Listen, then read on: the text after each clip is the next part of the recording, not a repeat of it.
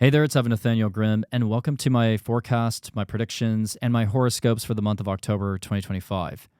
In this video, I'm going to break down the high-level trends, and then, of course, I will reveal the horoscopes for all 12 signs. And in October, we are really addressing extreme imbalances. I think we are really being forced to reconcile with these imbalances, as well as any ongoing delusions, misplaced faith, or avoidant tendencies. And I think a lot of people in the month of October will be almost looking to a higher power to lift themselves out of this malaise and this mess of extremism that partly has been fueled, I think, by social media. And there is a lot of divisive rhetoric in the air. And I am going to address the events of September, obviously. So I'm going to be looking at Charlie Kirk's chart. I'm going to be looking at what I think his birth time is. I'm going to be also pointing to trends across a number of tragedies in August and September. So I found some interesting things and traits in the charts of people who have been in the news lately. And there is actually, again, something happening here where we've reached these extreme imbalances. And I'll talk about, some of the causes as well. It's not just social media, of course. But also in the month of October, there is an opportunity to appeal, I think, to our higher selves and to the spirit of compassion, thanks to a grand water trine that we're going to experience. And, I'm going to walk through today some of my spiritual philosophy, too. I'm not just going to be doing astrology. I will explain, again, the astrological underpinnings of much of what you saw in September. But there is also, again, we have to think about these things.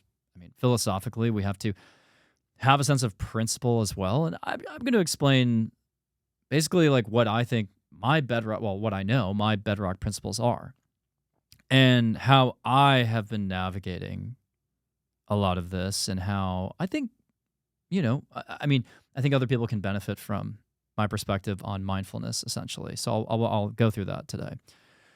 But first, let's talk about the dominant transits this month.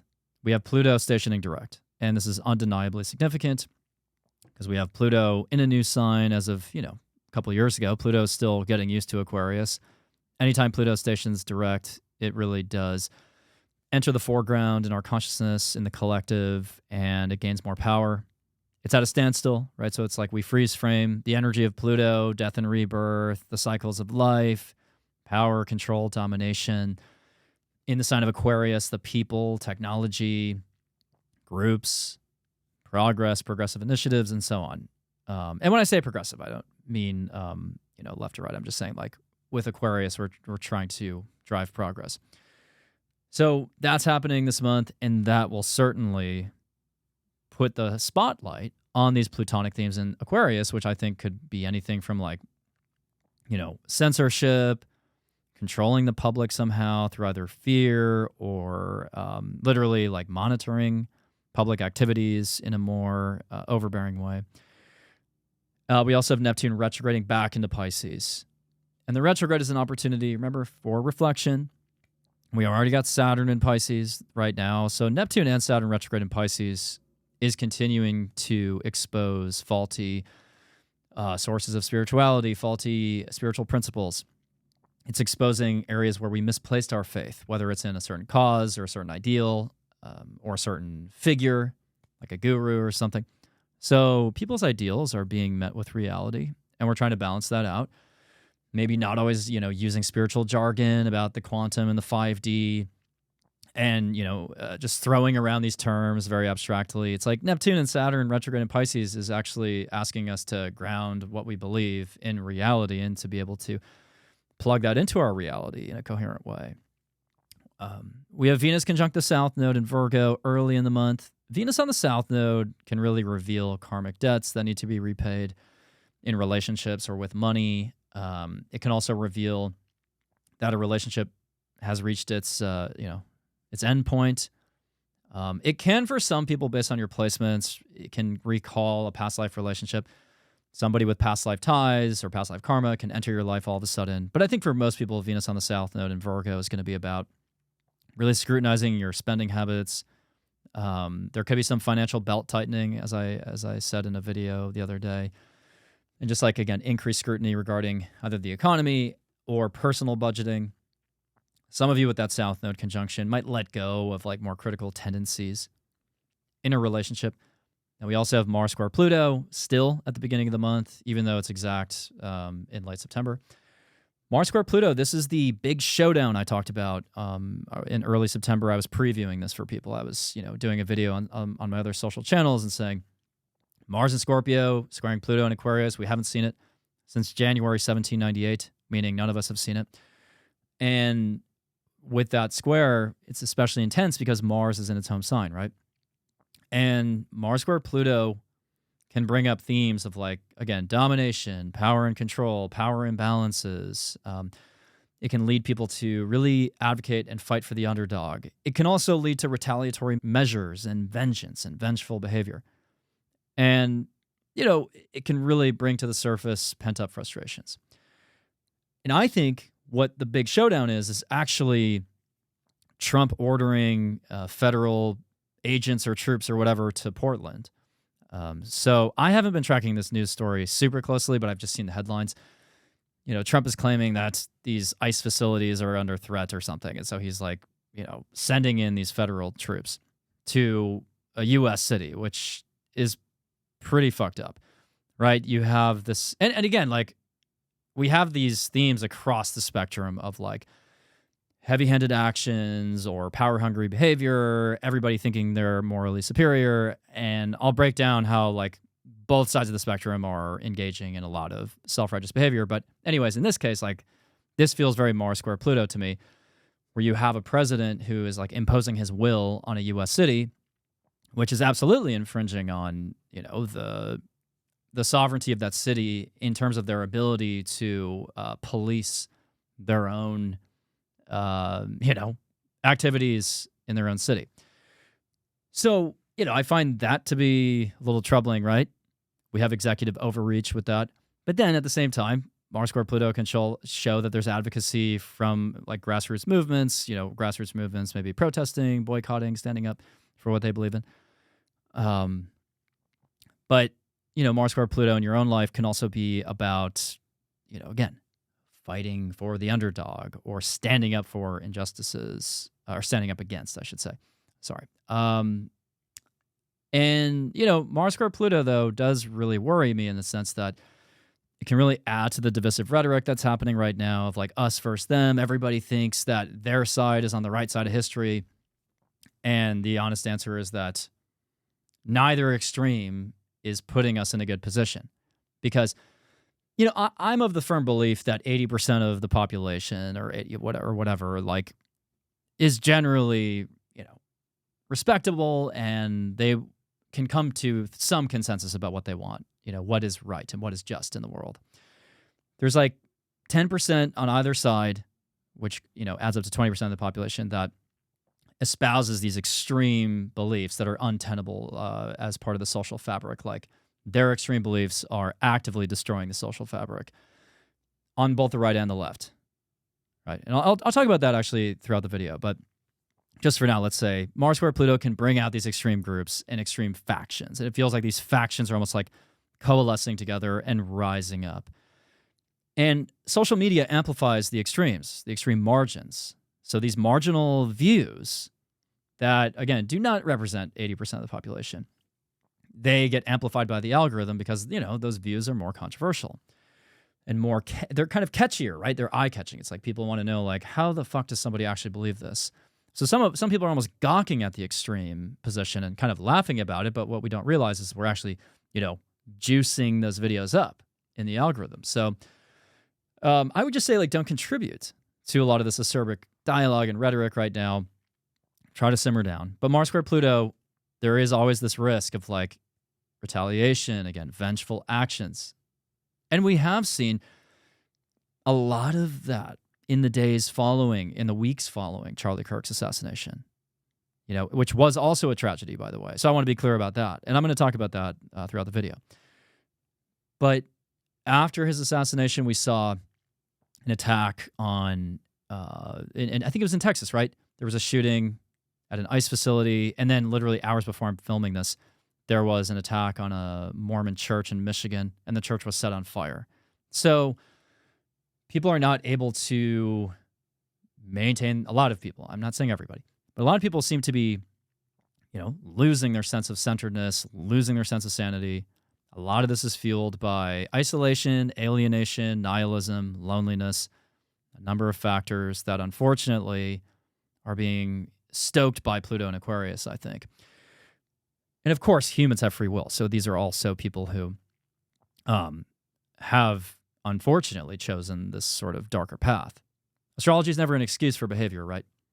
But it can show us and reflect back to us what the collective is going through.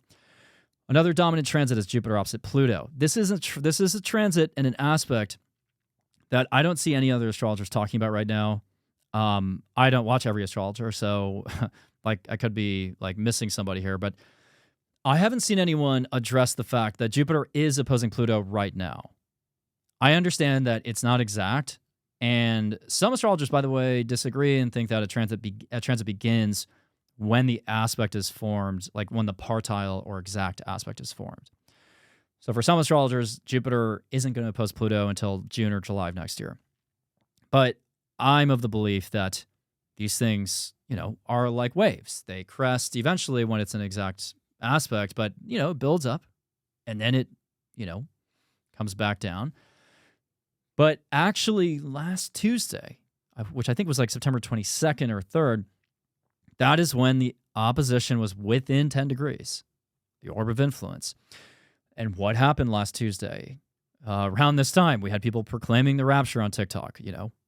There was this trend. I don't even remember what the origination of it was, but somebody, claimed that the rapture was coming on September 23rd. People made arrangements for it in all kinds of tragic ways. Of course, it never came. But also 2 days earlier, there was the Charlie Kirk Memorial, which had a very strong religious undertone to it. And, in a memorial, it's obviously totally fine to, espouse what you believe religiously. I mean, it's a memorial, so people can choose to arrange their the funeral however they want, right? So I'm not commentating on, was it wrong or something. It's no, this is just highlighting the religiosity of the people in attendance. But also, I think it has started this national conversation about are people feeling called back to their faith? Are people not feeling called back to their faith?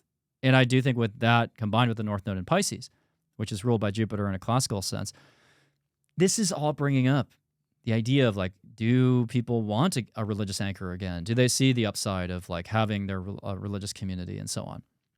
But regardless, the Jupiter-Pluto opposition is going to be in effect for about 2 months.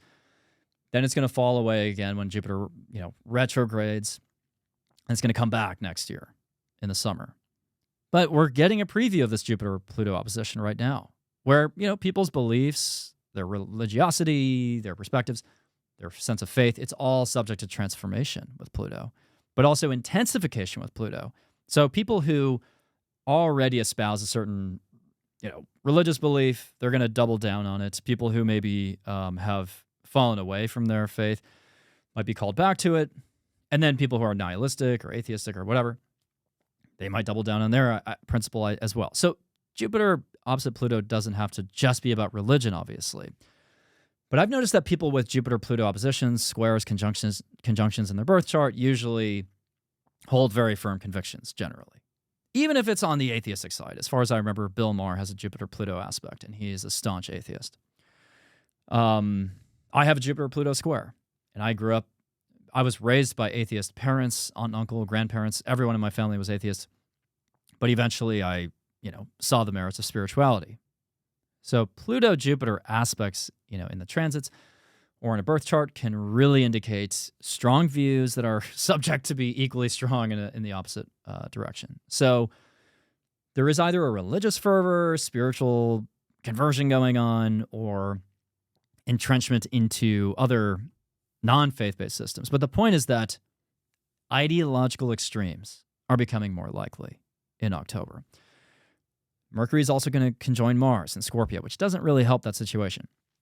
Mercury conjunct Mars is vehemently advocating for a belief, an opinion. It's very opinionated. It will stop at nothing to debate other people, meaning people who hold different beliefs. Like Mars-Mercury aspects, by the way, opposition, square, conjunction, like they are up for a debate.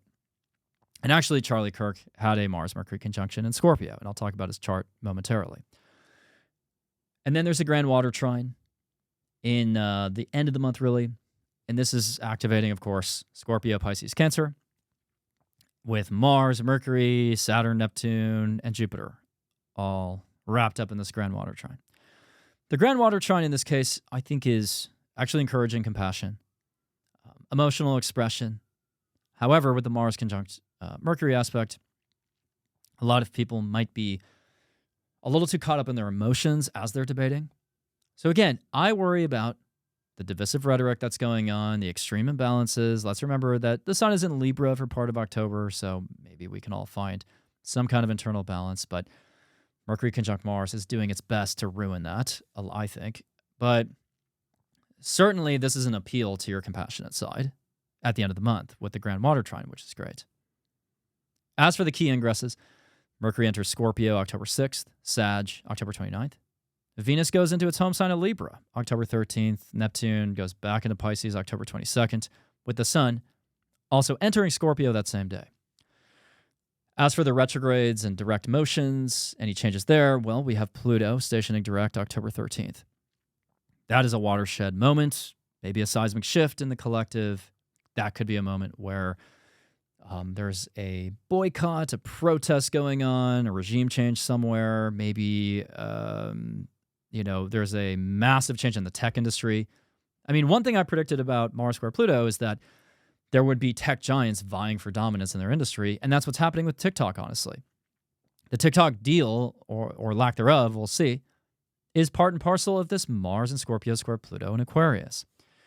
There are power brokers, wealthy financiers, and et cetera, hedge fund managers, whoever, who are all trying to enter the ring here and extract, some capital out of this or participate in, ownership of TikTok in the U.S. at least. And so maybe when Pluto stations direct, simultaneous with Venus entering its home sign of Libra, maybe there's an accord or a deal or a contract finally. I actually wouldn't be surprised if there's some sort of, arrangement or compromise with the TikTok deal around October 13th. Mercury enters pre-shadow at 20 degrees of Scorpio, October 21st. So Mercury will retrograde in November in Sag and Scorpio, but we will start to feel the effects, or at least a preview of it, October 21st. And Mercury will be retrograde in Scorpio, opposing Uranus at one point, which will go back into Taurus in November. So between Mercury pre-shadow in Scorpio and Venus on the south node in Virgo, I do think there could be some economic shockwaves, right? The Fed just lowered interest rates, and also we have, disruption by AI of many industries, changes in employment. Who knows what the exact trigger point will be, but certainly, the aspects which suggest that the markets could be roiling in response to some kind of exogenous or endogenous variable. So now let's actually walk through the noteworthy transits, actually. So I'm going to go, day by day, week by week, and, we'll talk about this. So number one, right at the beginning of the month, we have Mars still squaring Pluto. Do not let an astrologer tell you that Mars-Pluto square is done by the beginning of October. I think the biggest mistake a lot of astrologers make is that they obsess a little too much over the exactitude of the aspect, which is important, obviously. You want to know when it's exact. But when I watch TikTok astrologers and Instagram astrologers especially, they're not giving enough orb of influence for these aspects. So they'll say Mars is squaring Pluto September 23rd or whatever. That is kind of misleading the viewer because you have to widen that window. Because what you're seeing right now with Trump sending federal troops into into Portland, that is happening after the exact square. It's happening right now. So, just keep that in mind. But Mars will only really be squaring Pluto the 1st and 2nd of October. So during that time, People are maybe a little bit more compulsive, obsessed with domination and control, but also also pushing back against control. And so October 1st and 2nd, don't piss people off, I guess. Venus is conjunct the South Node for the first 10 days of the month. And the Venus-South Node conjunction, I already talked about, but keep in mind that that could be an exit ramp for you from a relationship if you don't want to be in that relationship anymore. Could be a point where you, are willing to let go of your nitpicky ways in order to rebalance a relationship. Others with placements, around 18 degrees of the mutable signs will actually maybe meet someone with a past life tie. But one thing I really have to mention here that I think kind of undergirds this entire video is that the world seemingly does not have a sense of principles right now. I really think that that's a big issue. Like, there's no sense of inner-centeredness, nor is there like a shared set of principles, which is really worrisome if you live in the United States, right? Because the Constitution is basically like an algorithm that dictates our behavior as citizens. And the algorithm has worked for, 250 years, more or less. But now we're seeing factions in the U.S. of people who believe, let's say, words are violence. Like, that is antithetical to the First Amendment, for example. And that really scares me that people actually think that. We also have, in general, I just think a lot of people are rudderless, maybe since the lockdowns or something with COVID. But like, people don't seem to have like a beacon or any kind of, guideposts for, a life well lived. So it's really incumbent, I guess the onus is on you to really just guide yourself with a clear set of principles right now. Like, don't assume that other people are going to provide that for you. Not everyone is going to provide that foundation. So with Venus in Virgo and Venus being our values and, even with the eclipses in Virgo recently, I talked about this on my Substack as like an opportunity to actually like detoxify, purify, but also to hold yourself to a high standard. And the Venus-South Node conjunction doesn't necessarily pertain to that, but it just reminds me of this Virgoan, energy we've been facing recently. And, Virgo is many things, but I really think about Virgo as high standards and consistency in applying those standards. Even though Virgo is a mutable sign, so it's adaptable, I still think about Virgo as, really clean living and honest, earnest actions, operating with a sense of dignity. So, Venus squared Uranus in September.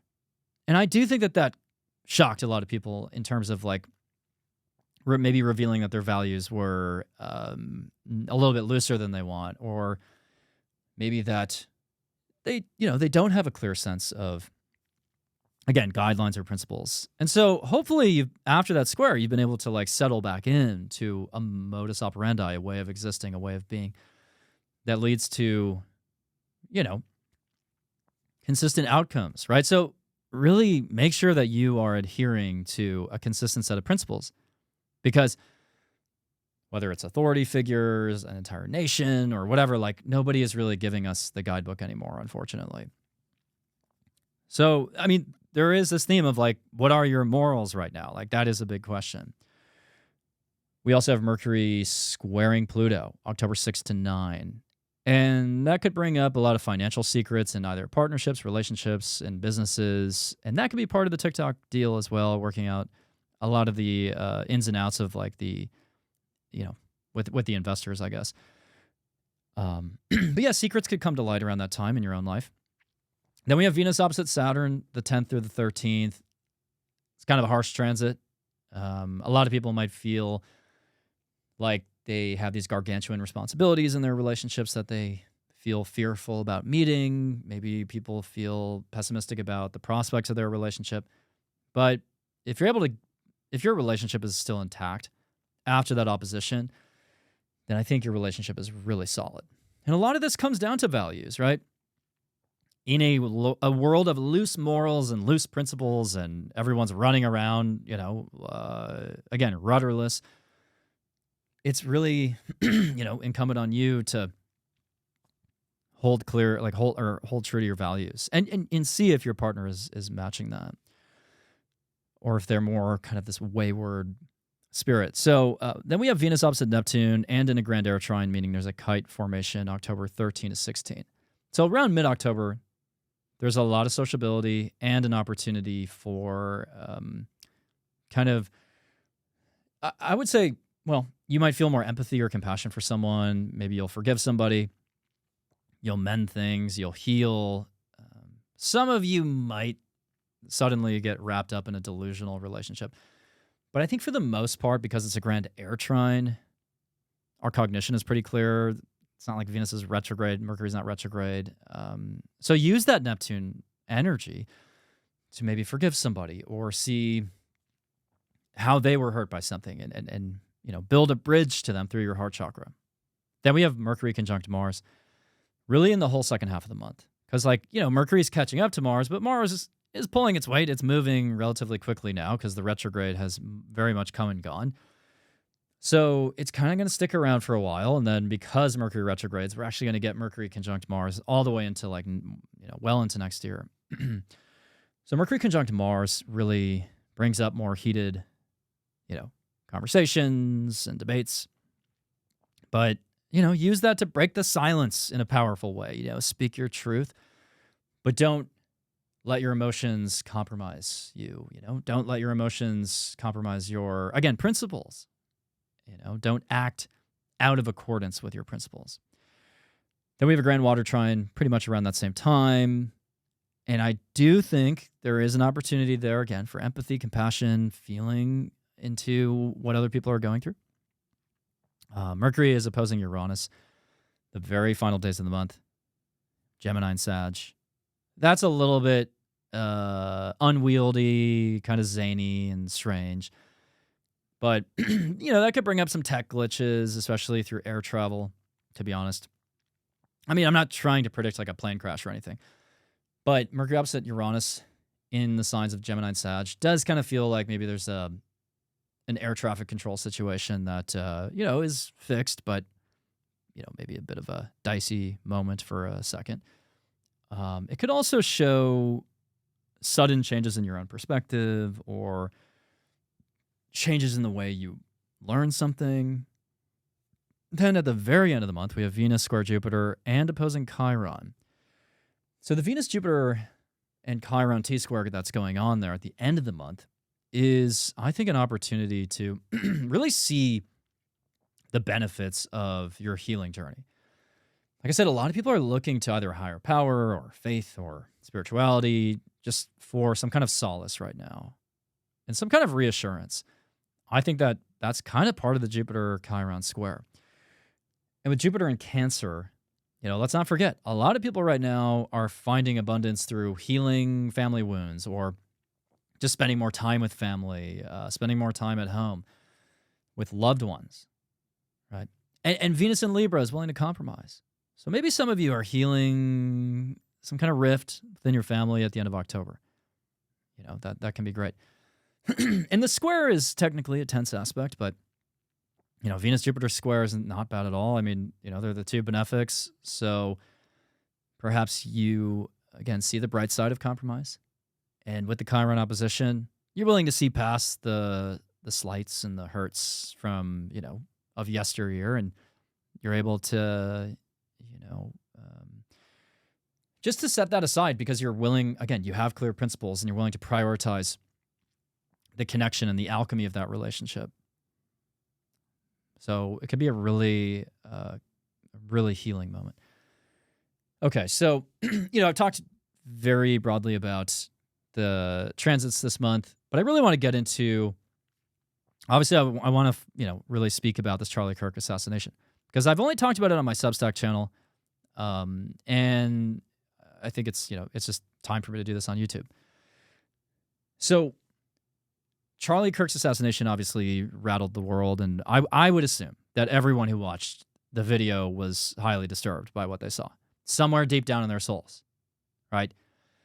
You can't watch that video and not be scarred by it. Unfortunately, though, I think many people took this as an opportunity to celebrate his death and to add points to their side, whatever the fuck that means. And I think it's revealed how alienated we've become from our own humanity in this sterile, drab, digitized world, right? And, to create that dynamic of scorekeeping really keeps you trapped in a cycle of suffering. I think that is just one of the core tenets of many spiritual teachings, right?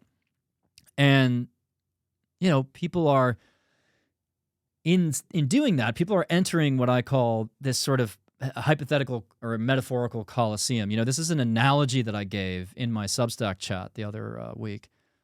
And, I think it's a pretty apt analogy. It's like, imagine you're outside of a coliseum. I don't know, you're walking around some city you've never been in. And this person invites you to attend this, this death match, to witness this death match in the coliseum. You could think about it like maybe it's like a gladiator or something. And they really sell it to you. They're like, oh, imagine that the person you hate most is in that ring, and you get to watch them fight either someone else or a tiger, and inevitably something will end up, befalling them. A lot of people would unfortunately decide that, oh yeah, like I'll go in there and watch this and witness this because it's some kind of, retribution or whatever. But you got to realize that when you enter the Colosseum, you're partaking in this overall like negative energy vortex, we'll call it. And it's like you are like, again, you are participating in that. And it's like, I don't know. I don't want to like go too far into the analogy, actually. I'll save it for my Substack. If you want to watch like the whole analogy play out, you can go to my Substack about it. I feel like for YouTube, I'll just say, when you agree to go into the Colosseum, again, you are agreeing to be part of this negative cycle. And that's not a place you want to be, right? Because there is never going to be a point where the outcome is fulfilling. There's no fulfillment there. Like you're filling a bottomless cup of hatred. So, out of, from that vantage point, I was like, okay, let's just preach love over fear, right? Like I did a video on other social channels where I just asked people to sit in their heart chakras, right? And to use the heart to build a bridge to other people, right? Because you got to think about the Vesica Piscis. Like that's the origin of creation. We live in a universe of opposites. You are literally here existing, watching this video because you were born out of, two opposites meeting together, creating you. And obviously alchemy goes beyond literal like birth. It's not just about humans or organisms going through the birth canal or through the birth portal. It's also about, in a relationship between two individuals, there is an alchemy where you create a third entity, which is the relationship and the bond and the union and the love that comes out of that. So I was making a video in the aftermath of his assassination, simply saying, hey, like, let's participate in the alchemy of relationships. Let's go beyond our analytical minds, which is the domain of suffering, right? You don't have to, there's many myths and many stories that preach to this idea of like, biting from the apple it can lead to suffering. So you got to go beyond the analytical mind because the mind can advocate, devil's advocate, right? It can advocate for positions across the spectrum. Like the mind plays tricks on us. And, notice how the people who commit these horrendous acts, a lot of times they leave behind a manifesto. And that, to me, in of itself, is evidence that they succumb to this idea that, they can be in this obsessive de-evolutionary loop in their mind where they're thinking and over-consuming content maybe or overthinking something and then contorting the logic a little bit to try to justify their actions. So the manifesto in of itself is proof that the mind can be a prison, and the mind is where a lot of these heinous acts are born out of. And when you read these manifestos, which I don't even read them, but like, if you were to read these, it's like there's you can tell that they feel like they've hatched this compelling philosophy, but there's something hollow about it, right? So it's never a philosophy that actually completes itself. It's never symmetrical. if you were to build a structure on the manifesto's philosophy, it wouldn't hold. The structure is not sound. So it's just not operating with any sense of proportionality or symmetry or balance, right? So these manifestos are obviously evidence of someone who's sick in the head. And when you go into the heart chakra, you have coherence, right? You're more likely to have coherence and an inner knowingness. The heart just knows that something is wrong or right, or that someone is hurt. The heart just knows that maybe you are feeling hurt and you want to go heal, right? So that's literally all I was preaching in this video. I didn't even mention Charlie Kirk's name, actually.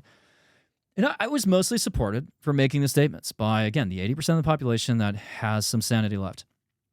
But I think it's pretty clear that extremism has taken root, especially on social media, because a substantial faction of people did volley accusations at me of being, a white supremacist sympathizer and all this crazy shit that literally is distracting from the point that violence is never the solution, right? Violence is always wrong. It doesn't matter who's involved.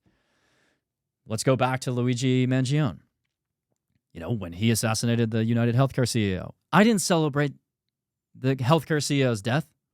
It's like, do I subscribe to the idea that Western medicine is always the solution? Of course not. Am I disturbed by how the profit motive corrodes health outcomes, especially through the health insurance industry? Of course, I'm bothered by that. Of course, it's disturbing, but that doesn't mean that people can just go to a fucking healthcare conference and do something like that. So you're not going to see me wearing a fucking Free Luigi shirt. That's insane. And in my neighborhood, you go to a thrift store and they got them on the windows, all these Free Luigi shirts. I find it disturbing that we've started to kind of fall into this trap of condoning violence, condoning all of, these heinous crimes. And so it's like, how is it wrong to say that violence should never be the solution? How is it wrong to see the action in inaction, right? So sometimes not acting on your fucking emotions is the right way to go. Be the frog on the lily pad, right? There's water around you. Your emotions are around you, but you are not your emotions. People don't have a conception oftentimes of that basic principle anymore. And, I was highly disturbed by the reactions, by some of the reactions to these, to my video, which again was only appealing to a sense of inner balance.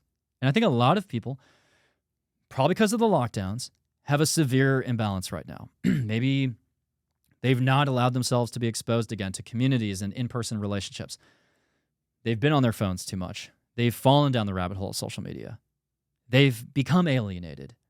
They are no longer even in their physical bodies because they're always on their phone. They're so disembodied that words take on physical form, and suddenly they believe words are violence, especially when they're watching this very divisive content. So everything's become distorted. I'm especially worried about, Gen Z, younger generations that have been raised on social media.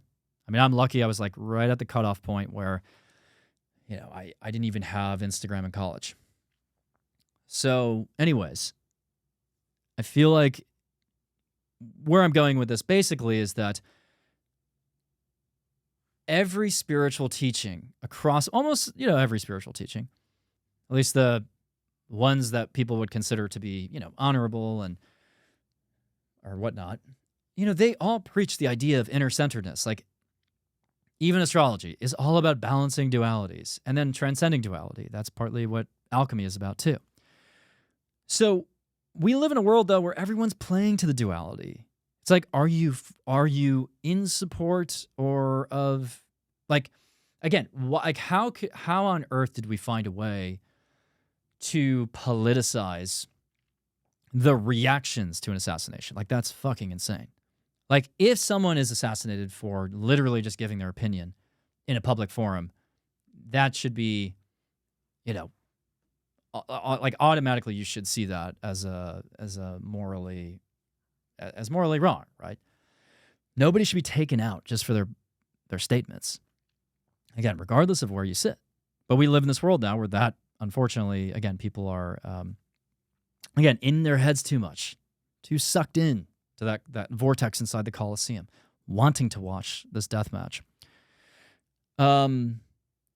So, anyways, we have to do everything in moderation. We have to find that balance. And a lot of people are unwilling to find that balance. And again, I do think a lot of it is because of the lockdowns, because it really stripped people away from their social fabric. And by the way, I'm not saying that his death is the only tragedy we should be paying attention to. There is a genocide happening in Gaza. Tens of thousands of people have died in Gaza since October 2023, right? And that is abominable, and that's unconscionable. We shouldn't be ignoring that either. And I think that some people went after various content creators because they were making such a big deal about Charlie Kirk's assassination when they were not speaking about other things happening in the world. But, I've talked about, and I've acknowledged that there's been a genocide happening for a long time in Gaza. On this channel, I've acknowledged it plenty of times. Have I made videos on Instagram and TikTok going into great detail about it? I have not. But I'm highlighting, but again, I do think it's an issue that needs to be spoken about, needs to be addressed. And, and that is part of the astrology right now. You're seeing how when Netanyahu was speaking at the UN, a lot of the delegates just walked right out of there.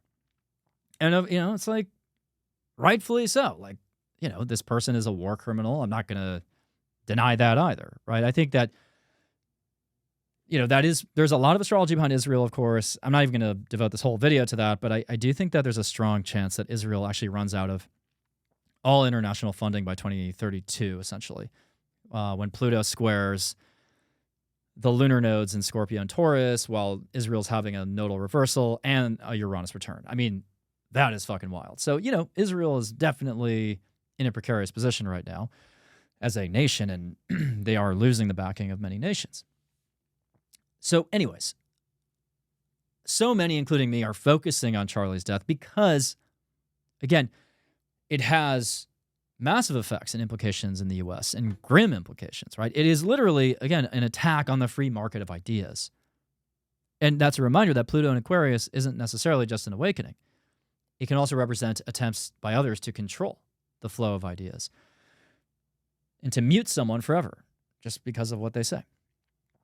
And, let's analyze Charlie's chart really quick. And I do believe that I have a fair amount of confidence in his birth time, and I'll explain why.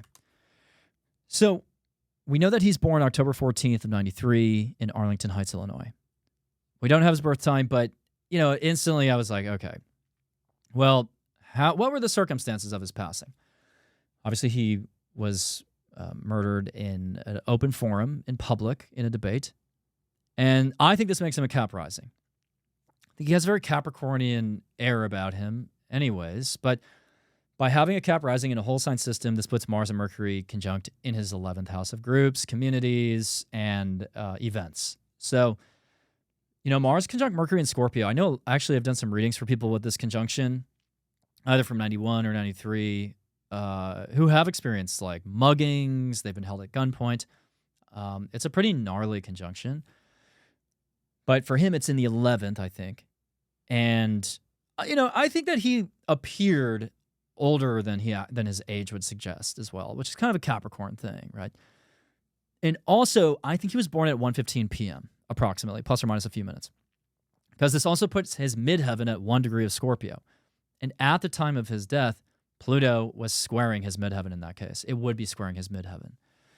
So Pluto squared the midheaven is, I think, indicative of, a possible death in a public way. Mars was on his sun. Happens all the time. People have Mars-Sun conjunctions all the time. A lot of astrologers were super lazy about this. They're like, oh, it's the Mars-Sun conjunction. Maybe, but fair enough. Mars is squaring Jupiter at that time as well. But I like Mars squared or Mars conjunct the sun is not enough to be like, this is what happened. But I really think it's also Uranus actually recently stationing really close to his south node, which can be very unwieldy, right? But I really think he's got the midheaven or some kind of chart angle around 1 degree of the fixed signs, right? I think that would make the Pluto square midheaven, one of the catalysts actually. But, I talked about Mars square Jupiter weeks in advance of that. Like, this is going to charge people up, unfortunately. And actually, Even Robin Westman, the guy who,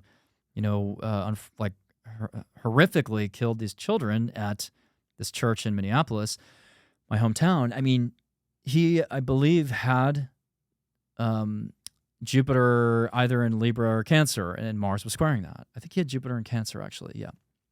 So the Mars-Jupiter square was obviously part of what was kind of curdling here. But I also saw another astrologer on Instagram try to say it was the Sun-South Node conjunction, and that like this is indicative of like Charlie, receiving his karma. I unfollowed that astrologer immediately. It's like, what the fuck are you doing, dude? Like, that is not, like, to me, that is not how the South Node operates. I really think what was happening, and again, like even in that video, that astrologer was just trying to, not so secretly imply that the whole thing was justified. So we're seeing a lot of astrologers and spiritual creators like not even stand in any kind of like principle that like honestly anyone should want to be a part of. It's like if you're a true spiritual teacher, preach nonviolence, centeredness, and to everybody saying like, well, these are revolutionary times. And they're all equating this with the French Revolution. This is not. I mean, I'm literally reading the 650-page book or whatever by that professor. Oh my God, Michael Popkin, I think. But I'm reading like a 600-page book about the French Revolution right now. First of all, the dynamics in the French Revolution were way different. You couldn't even afford bread at that time. Like literally, it was about survival. But also, there was the reign of terror. There was a lot of cascading impacts to the revolution that were very, very unwelcome. So I think a lot of people are, screaming for blood when it's not called for anyways. And it's also not, again, even right now, it's like, hey, like, let's try to like hold the society together, right? Because the algorithm of the Constitution that dictates our behavior in a lot of ways, right? It has held up for so long. And so these people who are giving into nihilism and saying, burn it all down, like, just know that like you are unfortunately part of the problem. So, even Bill Maher talked about this a couple episodes ago on his show, Real Time. And I've been preaching this for literally years. And I'll say it one more time. Nihilism is the greatest threat to humanity right now. The lack of belief, the belief in nothing, is very dangerous. And I'm noticing a lot of people are buying into this idea of nihilism. It's becoming more attractive. And maybe it's because you feel like you don't have economic prospects or you can't move up the ladder. And maybe I am expressing some, bias or whatever. Like you can slice and dice it however you want. But the fact is, if we give in to nihilism, no matter how we try to justify it, it will lead to the demise of the West. So I think you got to hold true to some kind of principle right now. Be part of the social fabric in some way, contribute to the social order, and advocate for change. Obviously, this is a time that demands change. I'm not trying to argue for the status quo, but like implement change in responsible ways. Non-violent protest, non-violent action, like these are things that Gandhi preached, other people have preached in the past. And again, the universe, we live in a universe of opposites. I'll just explain this one more time. We live in a universe of opposites. Everything comes down to duality. And we are literally, the universe is created and we are birthed through the meeting of opposites and the Vesica Pisces, the meeting of these circles. We live inside the overlap of these circles, the meeting of these membranes. So we have to partake in the alchemy of relationships in our everyday life. We have to have relationships. We have to have a relationship to what we enjoy as well, whether it's music or whatever, in order to uphold some kind of order. And, I get it that like in broader cycles, there's times for chaos and chaos takes over in order to upgrade the system. I get that. But let's not use that as an excuse to succumb to nihilism or to abandon moderation. Because again, this Libra season right now, let's remember, everything in moderation. It's like the simplest rule and it works. So, track your social media time. Are you living in moderation based on your social media habits? Are you living in moderation based on how much time you're allocating to like your own time alone versus time with others? You have to look at that. So anyways, I think Charlie's Cap rising. But what's more is that the South Node is in Gemini, ruling past lives, past karma, and is ruled and it's disposited by Mercury, which is in Scorpio, conjunct Mars in Scorpio as well. So what I would say, number one, is that when you see someone with Mars conjunct Mercury, truly, if you're reading that objectively, they love debate. They love to debate. They love to invite oppositional views, and they legitimately like to try to prove people wrong, or they love to just participate in, this back and forth. And a lot of people with Mars Mercury aspects are lawyers, or they were on the debate team in high school, or in the cafeteria in high school. They were always just like, trying to challenge the premise of like one of their classmates' views. And, they oftentimes would have friends who also just love to go back and forth like that. I mean, I have Mars opposite Mercury, Gemini and Sag. So I totally get the energy of Mars and Mercury. I love to invite debate. Of course, Mars conjunct Mercury can sometimes incite strong reactions with the views. But, if you look at Charlie's chart, it's showing that he was somebody who I think genuinely wanted to debate people. And, I'll give an example with my Mars Mercury opposition. Like, for years now, I have had this idea of eventually filming a documentary where I go around college campuses, and I also go around like small towns in America to talk about astrology with people who are not exposed to it. And it's like, if you condone what happened to Charlie Kirk, then you would also condone something happening to an astrologer who went to MIT to debate scientists about astrology, right? Like, how is that any different? So you really got to Charlie Kirk's assassination is a barometer for where your principles are at. And just, full disclosure, I never watched Charlie Kirk's content at all. I've never even watched a single podcast that he's ever done. I knew that he existed. I think he was on an episode of The Circus on Showtime like many, many years ago in like 2017. But other than that, I'm not sitting here trying to cover up my political beliefs. I'm not trying to say that I secretly, am a huge, follower of everything that Charlie Kirk ever said. I'm just trying to restore sanity into this like forum by, humanizing people here, humanizing him as well. It's like, again, if an astrologer went to scientific campuses to debate astrology with like Cal State, students at Cal State, MIT, wherever, it's like, would you want that to be even allowed in this country? Because it's a slippery slope if you start to try to celebrate some shit like this happening.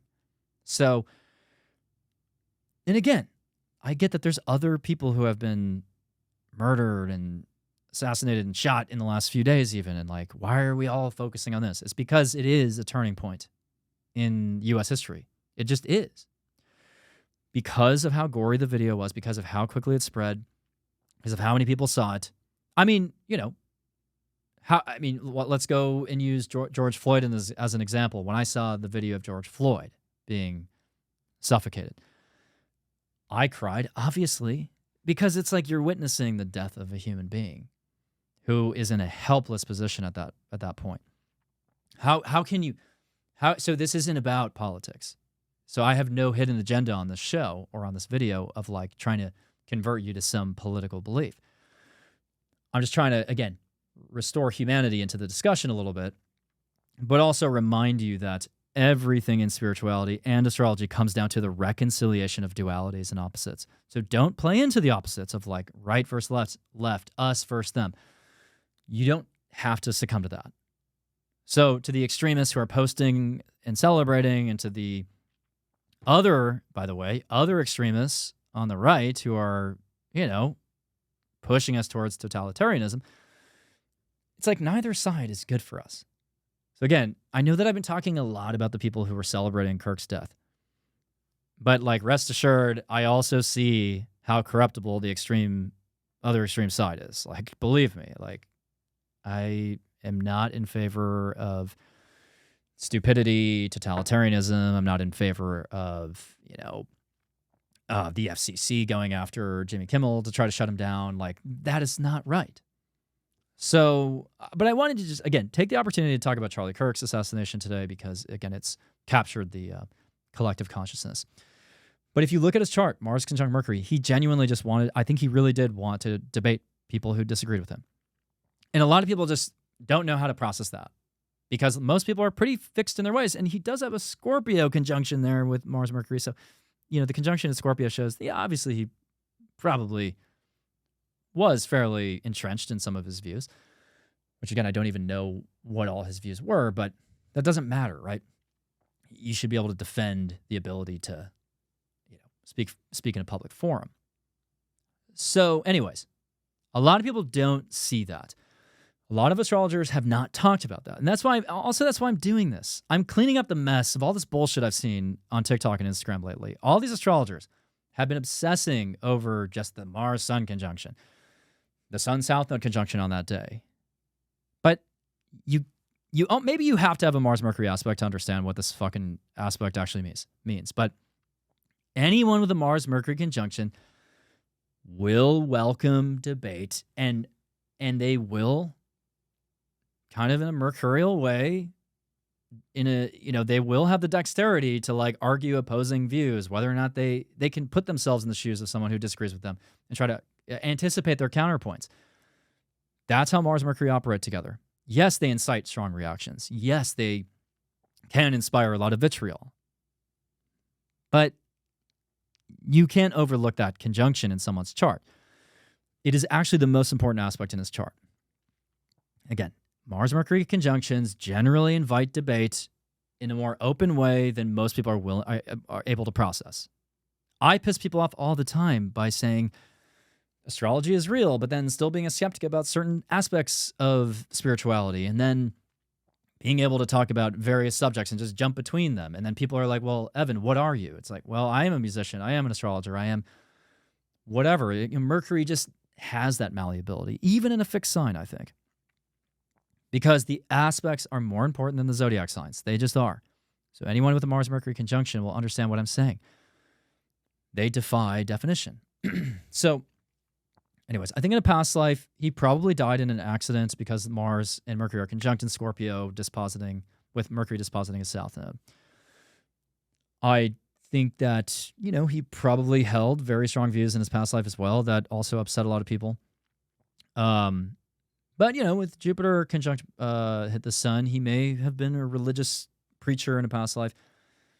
People born in the summer of 93 have the South Node conjunct Aldebaran and North Node Antares. So a lot of people born in the summer of 93 are definitely were speaking in tongues in a past life because of those fixed star conjunctions. Charlie Kirk may have done that as well. To be honest, he may have been a sort of a televangelist. I mean, I don't know how long ago his past life was, but certainly he may have spoken of this rapture that never came. Wouldn't actually, with Mars conjunct Mercury and Scorpio, I wouldn't be surprised if he preached about the end times in a past life quite vehemently. Now, I also want to jump to another factor here, which is that I've noticed also in the past month, a lot of the people who have died recently in newsworthy ways, where you've seen them in the news, a lot of them have Saturn-Pluto aspects. So Irina Zarutska, I don't know if I'm pronouncing her name correctly. I'm sorry if I'm not. But she is the girl who tragically died on the public transport in Charlotte after she was stabbed to death. And she's a 2002 Gemini. Saturn-Pluto exactly opposite at 16 degrees. Robin Westman, the shooter at the Annunciation Church in Minneapolis, also a 2002 Gemini. So Saturn and Pluto are still opposite at that time. Tyler Robinson, a 2003 Aries. He still has Saturn opposite Pluto in his birth chart. It's 5 degrees of separation, but again, absolutely part of the opposition there. Charlie Kirk has Saturn square Pluto within a degree, within a few arc minutes. And okay, so what, Evan? Why are you telling us this? Well, the eclipse in Pisces, the total lunar eclipse, September 7th, squared Irina, Robin, and Tyler's Saturn-Pluto opposition. So the eclipse, I know that Irina died before the eclipse, but but in a sense, and also I think Robin Westman was in late August. But either way, you see the eclipse activating people from 2002 and 3 with that Saturn-Pluto opposition. And that Saturn-Pluto opposition is heavy as fuck. People with Saturn opposite Pluto in their birth chart are, I think raised in a scenario, in an environment where authorities or parents or someone, they're just dominating them or controlling them very tightly. And they oftentimes do have a sense of hopelessness, and they don't feel like they fit into the world. But, even Charlie Kirk had Saturn square Pluto, and those were in fixed signs at that time in 93. So that square was not activated by the eclipse itself. But I think it's interesting that people who were born shortly after 9/11, which that terrorist attack occurred while Saturn was generally opposing Pluto, people born in the wake of 9/11 have been at the center of a lot of these major tragedies in the past month. And so I think that there's just some sort of implication there that cohort of people that were born in 02 and 03, that there's some sense of heaviness and hopelessness that really metastasized for them at that point. And I'm not going to go any further into speculating as to why we've lost a lot of souls with Saturn-Pluto aspects, but, let's just say that it's an aspect that's not for the faint of heart. It's very heavy. If you have like Saturn conjunct Pluto from like 1983, that's not easy. And I actually want to bring in, to the extent that I can, a personal story that like blew my mind. Somebody that I knew very well many years ago, I found out that they had died. They had actually died earlier this year, but I didn't find out until recently somehow through a friend. But I looked at their chart, and they have a Saturn-Pluto conjunction. And I was like, okay, even though they died in, I'm not going to say the month because I don't want to reveal their identity, but like in any way, I don't want anyone who even remotely knows them to be inferring who I'm talking about, because I'm trying to protect the privacy of this person. But my point is that even though this person died a while ago, I'm finding out about their death the same week that I'm doing this research about Irina, Robin, Tyler, Charlie. And I'm like, how are is there something this year where like all these Saturn-Pluto people are dying? And, we just had Saturn-Pluto conjunct in 2020 in Cap, and Saturn's home sign with the South Node. And the South Node is like a purge point, right? It's like a release point. So I do wonder if the Saturn-Pluto conjunction in January 2020, let me actually confirm where the South Node was at that time. Right. Yeah, I mean, the South Node was still in Cap, 8 degrees, it looks like. Yeah. And, I just wonder, the Saturn-Pluto conjunction cycle that we're living in right now, or the Saturn-Pluto cycle we're living in, juxtaposed with the South Node, I just wonder if it did sort of portend the departure of a lot of souls. But this also, I want to expand this point.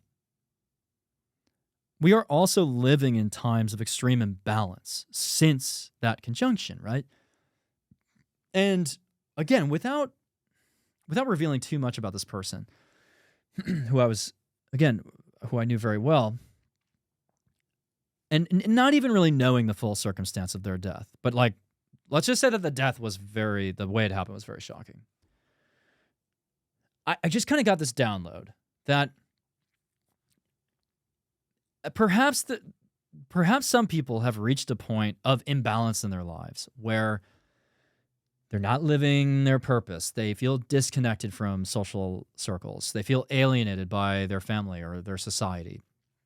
I'm just wondering if people have reached such a state of imbalance, a severity of imbalance, that they've not, I'm not trying to say that they deserve anything, right? But like people maybe have like created this internal imbalance to a point where they are in situations that are like reflecting that imbalance, where they overcorrect too far in one direction, or they put themselves in risky situations, maybe because they are nihilistic now, or they don't believe in anything, or they're so unfulfilled by their job that they engage in risky behavior in their nightlife. You know what I mean? Like there's something of I'm just sensing this intuitively that I'm not even picking on an individual here at this point, but it's just like, I think the message in the past couple of weeks of me just like either witnessing these assassinations on social media or hearing about a very gruesome way that somebody passed, it's like, I just feel like a lot of people have been way out of sorts since the lockdown. And the lockdown has a lot of negative after effects. And I don't care where you stand on the response to COVID, whether you think the response was perfectly warranted or you think we didn't do enough restrictions, or if you think that, closing the beach in LA when it doesn't spread as easily outside is crazy.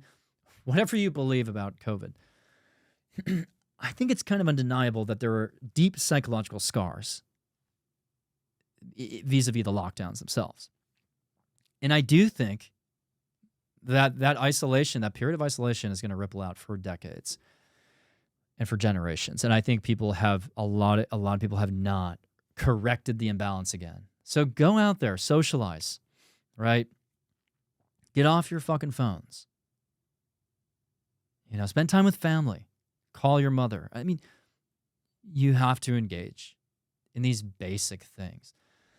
And what does that stem from? Having a clear sense of principle. Remember, there's a loose moral foundation right now. And I probably sound like a pastor when I say that, but there really is. And there is a lack of family nucleus for a lot of people too. So it is, your job to clearly delineate what your principles are and to live in accordance with those principles every day so that you restore balance in your life and operate from the heart chakra. I meditate every day and I operate from that heart chakra. And that's what allows me to, immediately denounce what Luigi Mangione did.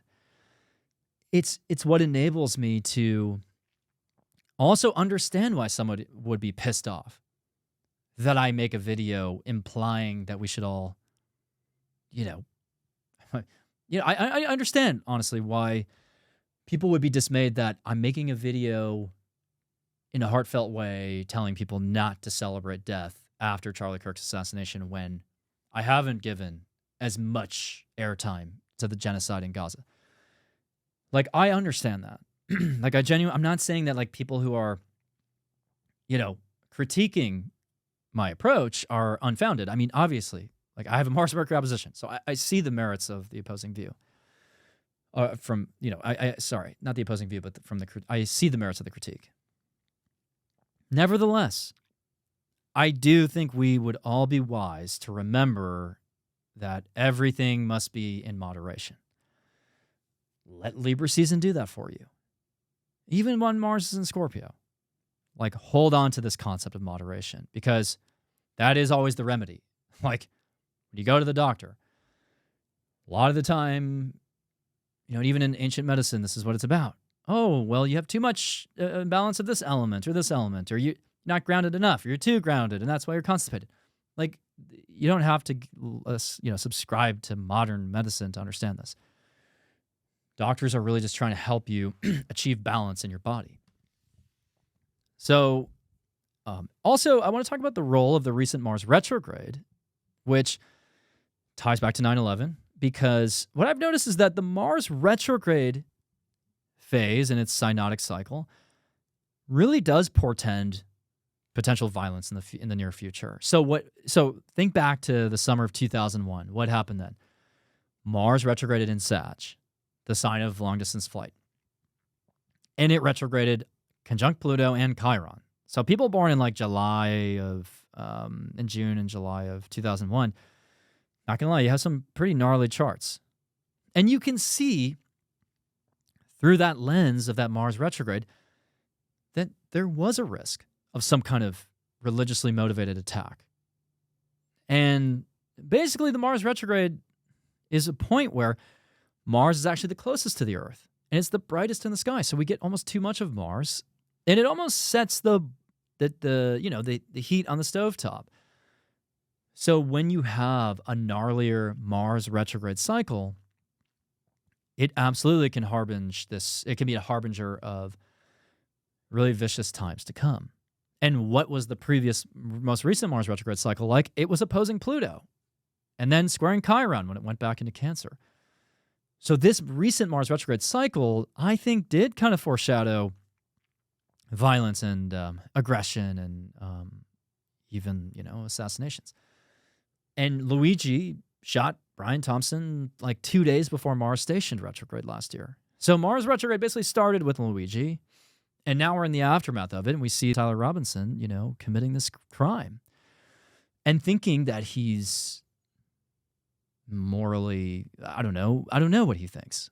I don't know if I really care what he thinks, but surely there was a point where Tyler believed through some internal or written down manifesto that he was, again, justified in his actions. But it's like, no, dude, you're just,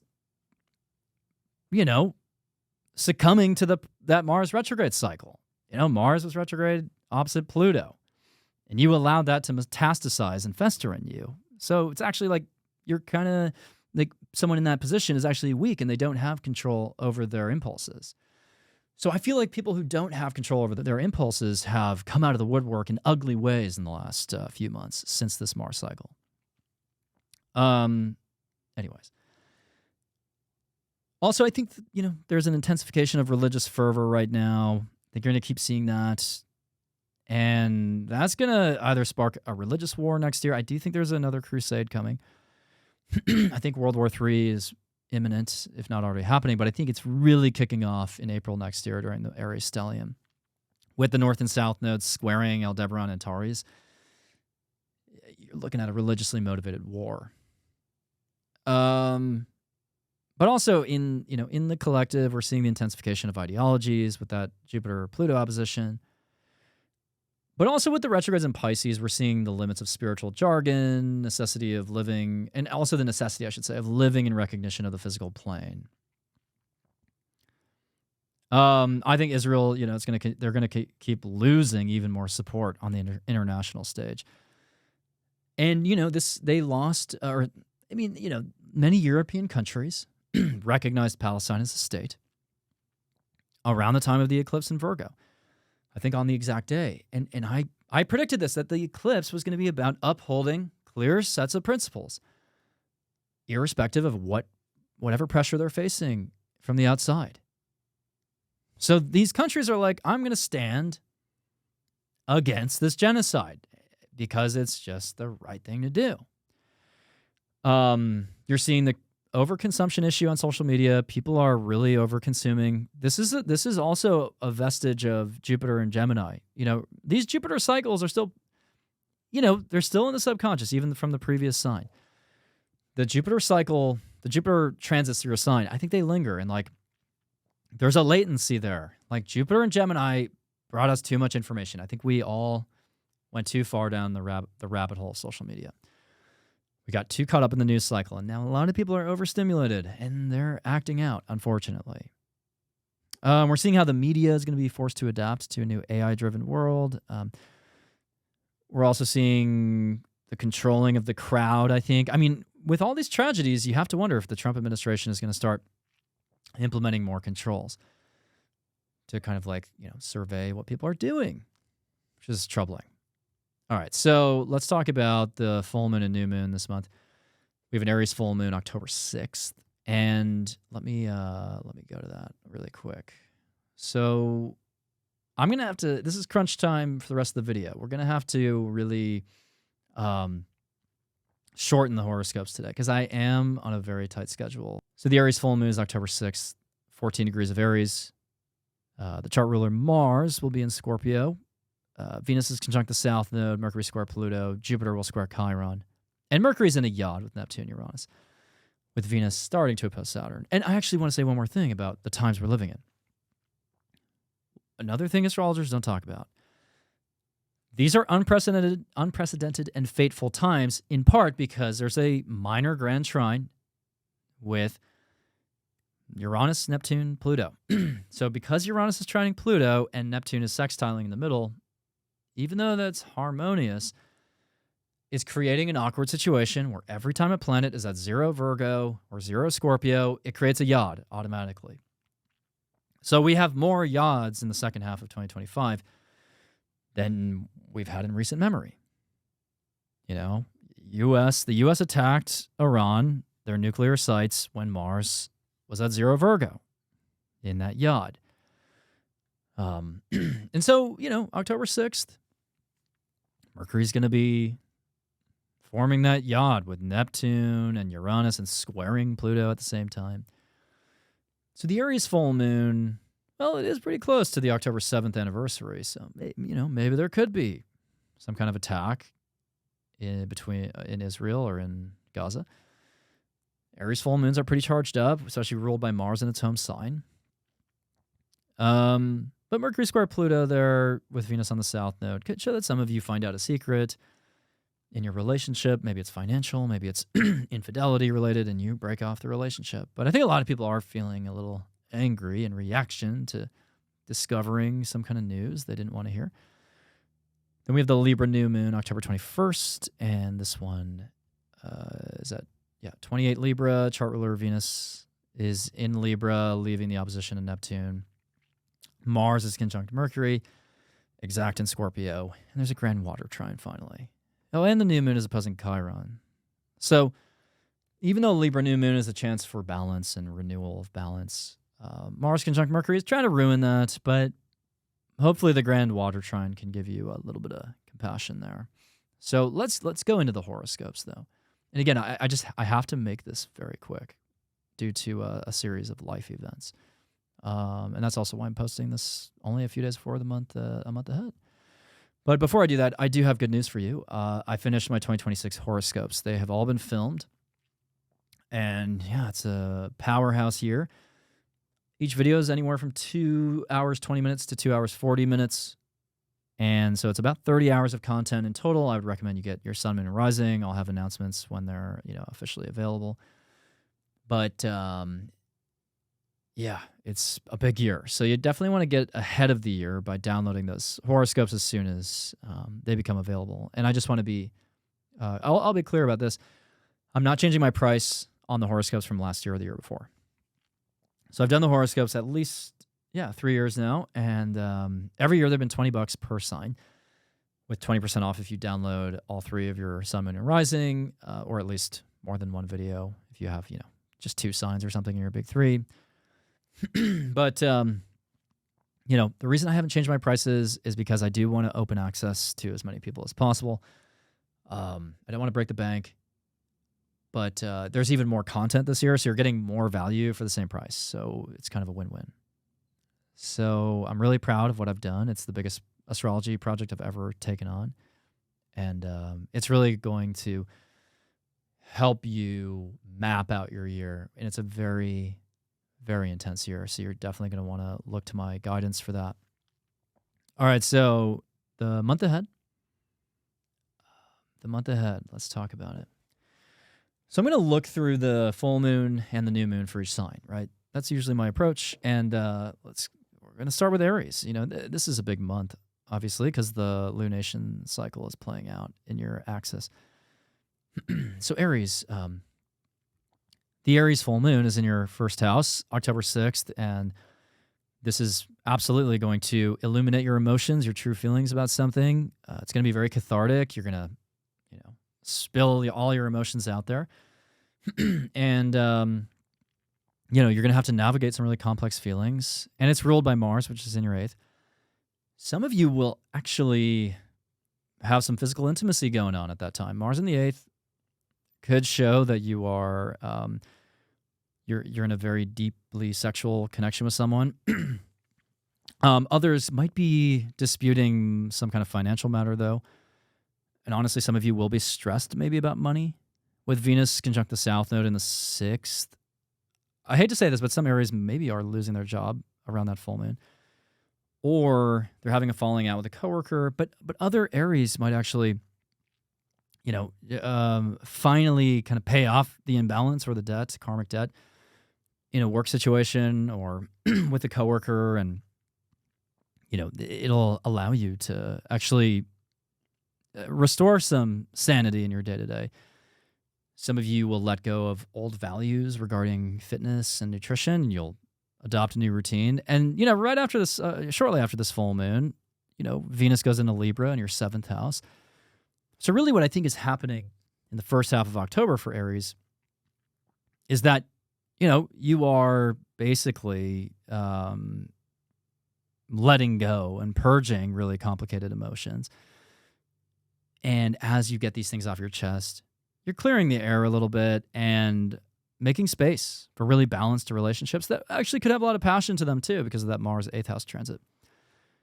Now, Neptune this month will retrograde into your 12th, though, with Saturn. So a lot of you are reflecting on your mental health and where maybe you've deluded yourself in terms of like following a certain spiritual belief. And so it's an opportunity for you to ground yourself, restore energy after the full moon. And then, October 21st, we have a new moon in Libra, 28 Libra, in your 7th house. And that's going to be a restoration of balance, again, in relationships and connections.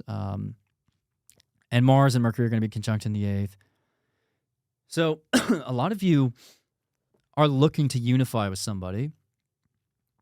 And in a way that's very intuitive. You could find a relationship that is very intuitively guided and psychically driven. And you're just like aligned in so many ways emotionally. And also remember, Jupiter's in your 4th, still direct. So there is an opportunity for you to heal in your family, to forgive somebody. And maybe that family-related healing will also lead you indirectly to a new relationship. I would say the major tension point this month for you is just like learning to let go of anger and learning to let go of any aggression, learning to let go of control. Mars in the 8th during a full moon in your sign is showing that you have to let go of control. You don't have to dominate everybody.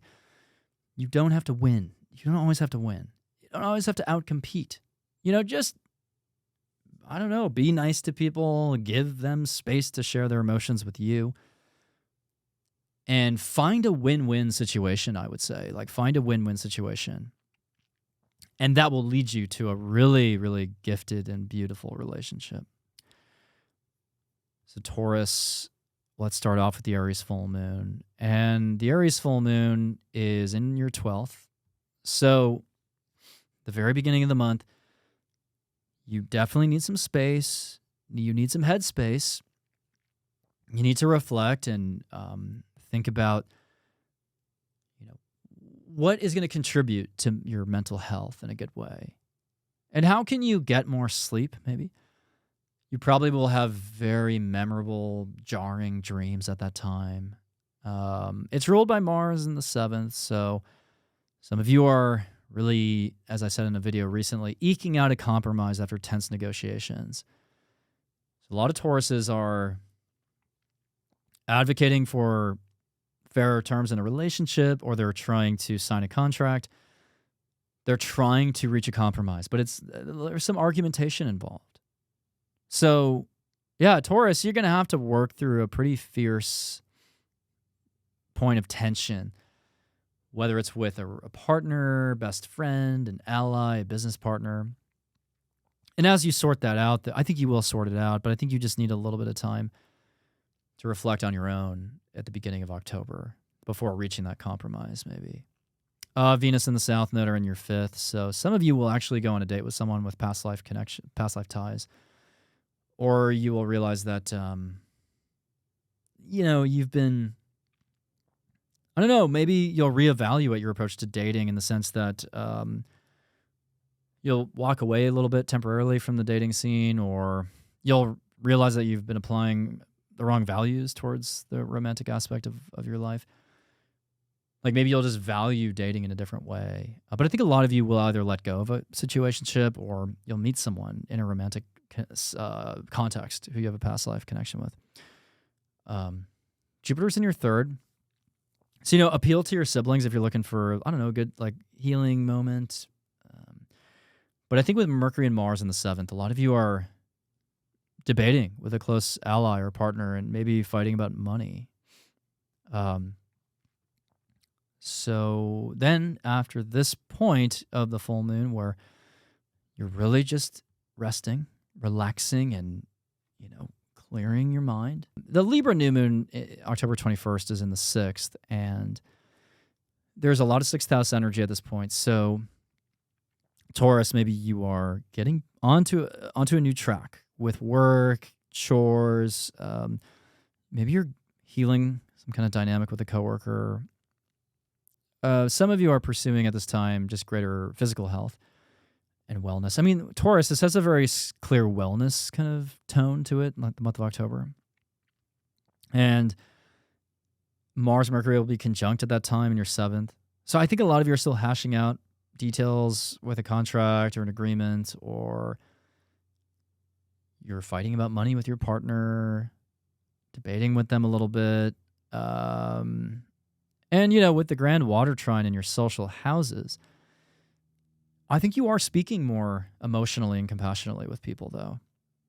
So, you're letting your emotions get in the way a little bit, maybe, of some of those dynamics, but at the same time, you are reminding yourself to, I think, to find some groundedness through your friend group. I think a lot of Tauruses are needing to plug back into their social lives in order to find that sort of coherence again. But yeah, I mean, late October, you're very communicative. You are very analytical. You are willing to debate your partner, maybe, or willing to debate someone close to you and maybe hash out even financial details. But I think by the end of the month, Taurus, you are feeling a little bit more balanced in your daily routine. And I hope that it has something to do also with making more time for your social life. Because I think you're seeing with Saturn, Neptune retrograde in the 11th that maybe you can't count on certain friends anymore, but it's just giving you the motivation to find longevity in other friendships. So let's go to Gemini. So Gemini, the Aries full moon, let's pull that up. It's in your 11th house. Gemini, the full moon is very much going to, bring your social life to this high point. And it could be a high point of, honestly, a little bit of anger or frustration. But with Aries, we're talking about courage, too. So you might have the courage to, enter this group or forum or put your name out there on social media. You might have the courage to stand up for a friend. You might even just do something kind of like thrill-seeking in a group. You might compete with some of your friends. Mars is ruling this full moon, or dispositing, I should say, from the 6th house. That is a little problematic to me. If you don't allow a social media interaction to disrupt your health and your wellness, your well-being. Yeah, Gemini, you have to be very mindful about your health actually during that time, during this whole month, because Mars is in your 6th. So I think Geminis are kind of down to business again and getting shit done, hyper productive, but don't throw yourself out of balance, right? Mars can be a little bit too impatient. So Gemini, I think you're really impatient this month to just get shit done. And you can be industrious, but don't burn out is the takeaway. With Mercury square Pluto at this time, you maybe are digging into the weeds a little bit with your health. You're really investigating and researching a health-related matter. Venus in the South Node in your 4th could show that you are changing changing some kind of financial circumstance with your home or your property.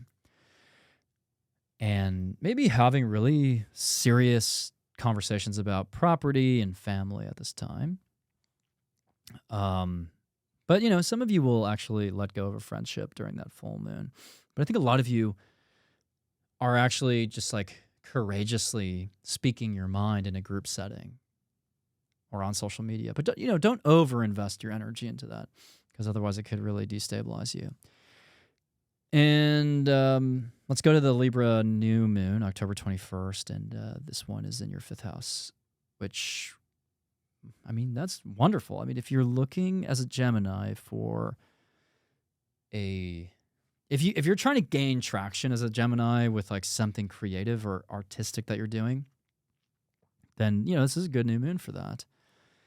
If you're trying to find a romantic connection that actually feels pretty balanced, this is a good new moon for that as well.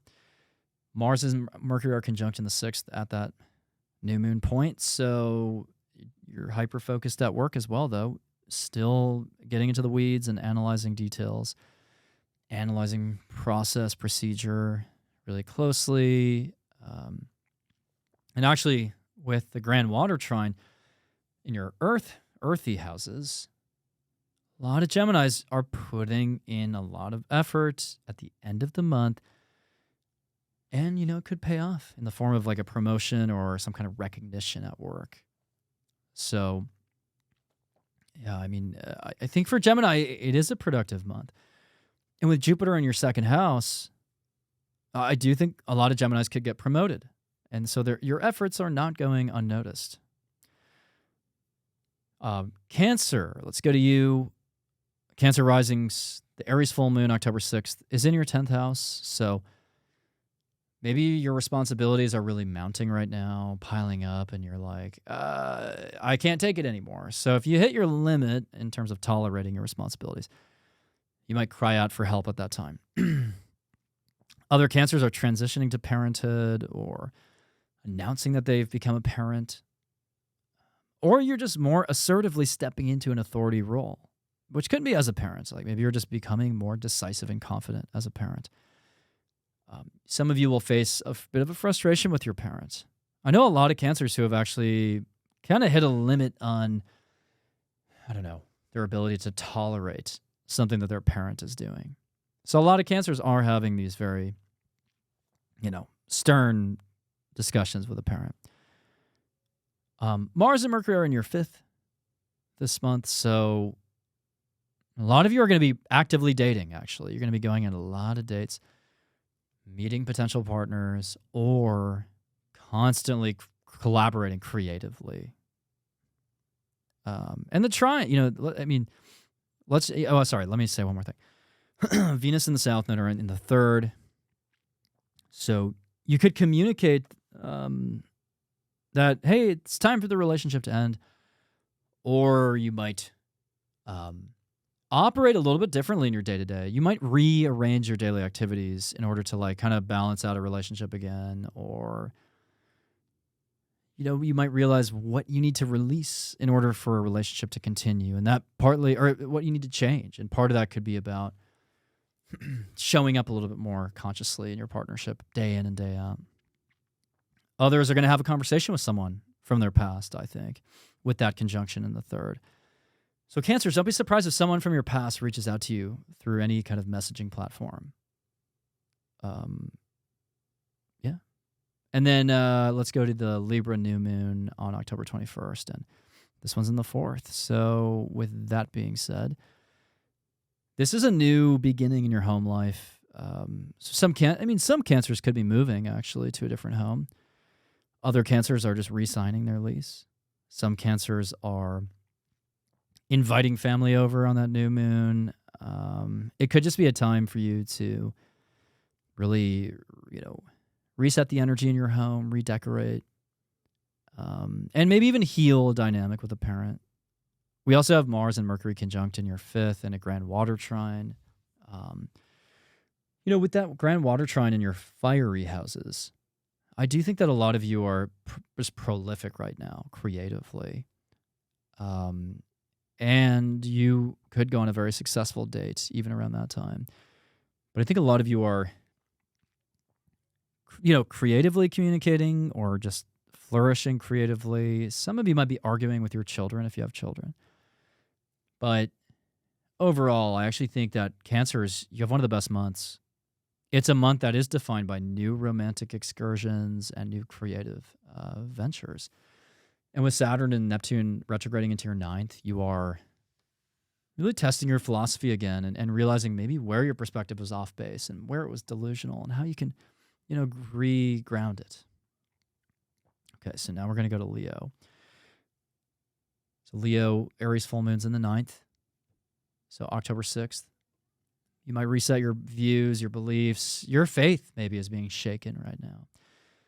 As a Leo, you might return to a religious belief again. You might go independent from it and decide that you don't identify with any religion anymore.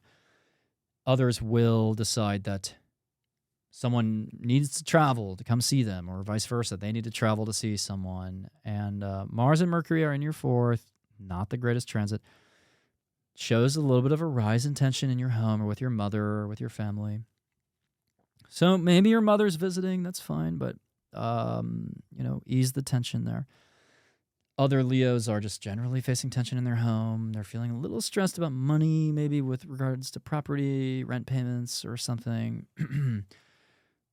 And Venus in the South that are in conjunct in the second. A lot of Leos are re-budgeting, focusing on the details of their finances, trying to balance those things out.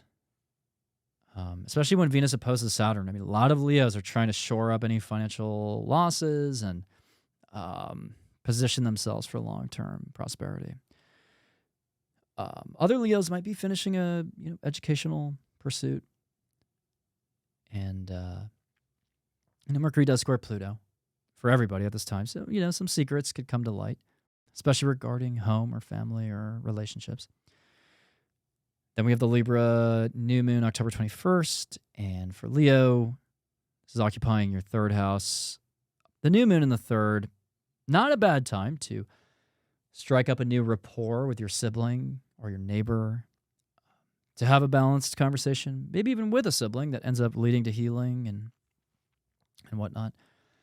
The new moon in the third could also be a road trip or starting a new book, starting to read a new book, starting a new communications-related project. And Mars and Mercury are conjunct at that time in the fourth, so argumentation is reaching a peak maybe in your home. But there's also a grand water trine in your intuitive houses. So a lot of you are tapping into your channeling abilities in a new way, or, with Neptune retrograding into your eighth again, you are doing a lot of shadow work and cultivating your psychic sensibilities too. Really, as a Leo, if you want to have a good month, avoid fights with your family, but still make your case and speak your mind, I think. Seek balance with a sibling or maybe a neighbor, and really look to creative writing as an outlet, and, have more conversations. I think Leos, be social right now and bounce your ideas off of people and see, hey, does this make sense? Should I invest in things this way, or financially, how does this make any sense? So a lot of Leos are sorting out what they value, what are their personal values. A lot of Leos are actually purging old, outdated values when Venus and the South Node meet.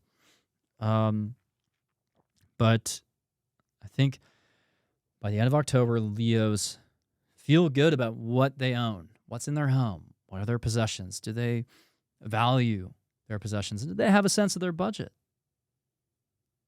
Okay, so the Aries full moon for Virgos. This one is in the 8th house, so really subterranean, right? So the Aries full moon in the 8th, it might mark the conclusion of some kind of financial venture. Maybe you pay off a loan or pay off debt. Maybe you take out a loan. But full moons are typically for endings, right? So hopefully you just kind of pay off debt, pay off credit card debt. You maybe even have a revelation about the proper way to invest in something. Others are disconnecting financially from a partner, or they are, seeing the partnership from a more intuitive lens. I mean, the 8th house can really submerge you in your subconscious, right? So a lot of Virgos could even understand a little bit more coherently why they get so triggered by certain things. And Venus and the South Node are aligned in your first house at that time. So a lot of Virgos are actually purging relationships that are not up to their standards, or relationships where the partner is too nitpicky. But I think a lot of Virgos are just letting go of partnerships or values that are outdated. And then Venus will oppose Saturn a couple days later, and that's an opportunity to really solidify the relationships that you do want to hold on to. Mars and Mercury are conjunct, or starting to conjoin in your third. Virgos, be careful while driving. Don't have a lead foot. Don't drive recklessly this month. You're more likely to argue with people than almost any other sign. So just try to avoid that and, maintain a level head. And, you could get a lot of writing and reading done, though, at the same time. But I really think for a lot of Virgos, you might just be on the phone arguing with, like, customer service at your bank. Like, not every full moon and new moon has to be a big fucking deal. Like, that's one of the downsides of social media astrology, and we've all been a part of that, right? We have a tendency to overhype some of the new and full moons. I've really actually tried to get away from that for the last year and a half. There was, or 2 years, actually. So 2023 is when I, like, really rose up fast on social media. And, I used to do these bite-sized 30-second videos that would, very much cover the transits, but from a high level. And, it was catchy. But, I'm not obsessed anymore with writing top 40 hits, so to speak. I'm just trying to, enrich people's lives with some, some B-sides here and there. So ever since, like, the eclipses in October 2023, I've actually really shied away from hyperbole. Like, if you'll notice, I don't really overhype even the eclipses anymore. I feel like, for about 2 years now, I feel like even before that, I still stand behind the videos I made, but, like, there's no regrets about it. But I think I give a more fulsome, or I don't know if that's the word, but like a more holistic view of what's happening nowadays. Like, all my videos are like 2.5 minutes long. So anyways, for a lot of Virgos, it could just be that, yeah, you're on the phone fighting with, your bank representative. But, for other Virgos, you're just ardently arguing something at this time. And maybe that's about ending a relationship, or you're sick of the hypocrisy in your relationship or something. So now we go to the Libra new moon in the second house for Virgo. I think this is a great new moon for you because it's like actually helping ground you in some sense of like, well, what your values are, your finances are the focus here as well. So perhaps you are getting a new job there, a new salary, is coming your way. Mars and Mercury are conjunct in the third, so still some frustrating debates. But ultimately, I think you're solidifying your position, on top of what your values are. You're adhering to those values. And there's a grand water trine in your social houses with Jupiter in the 11th. So you could have a very enlightening experience in a group setting, at a party, among friends, and like you could have a heart-to-heart with them. And maybe even like a heartfelt statement that you make ends up reaching the masses on social media or something like that. So next we have the Aries full moon for Libras, October 6th, and this one is in the 7th.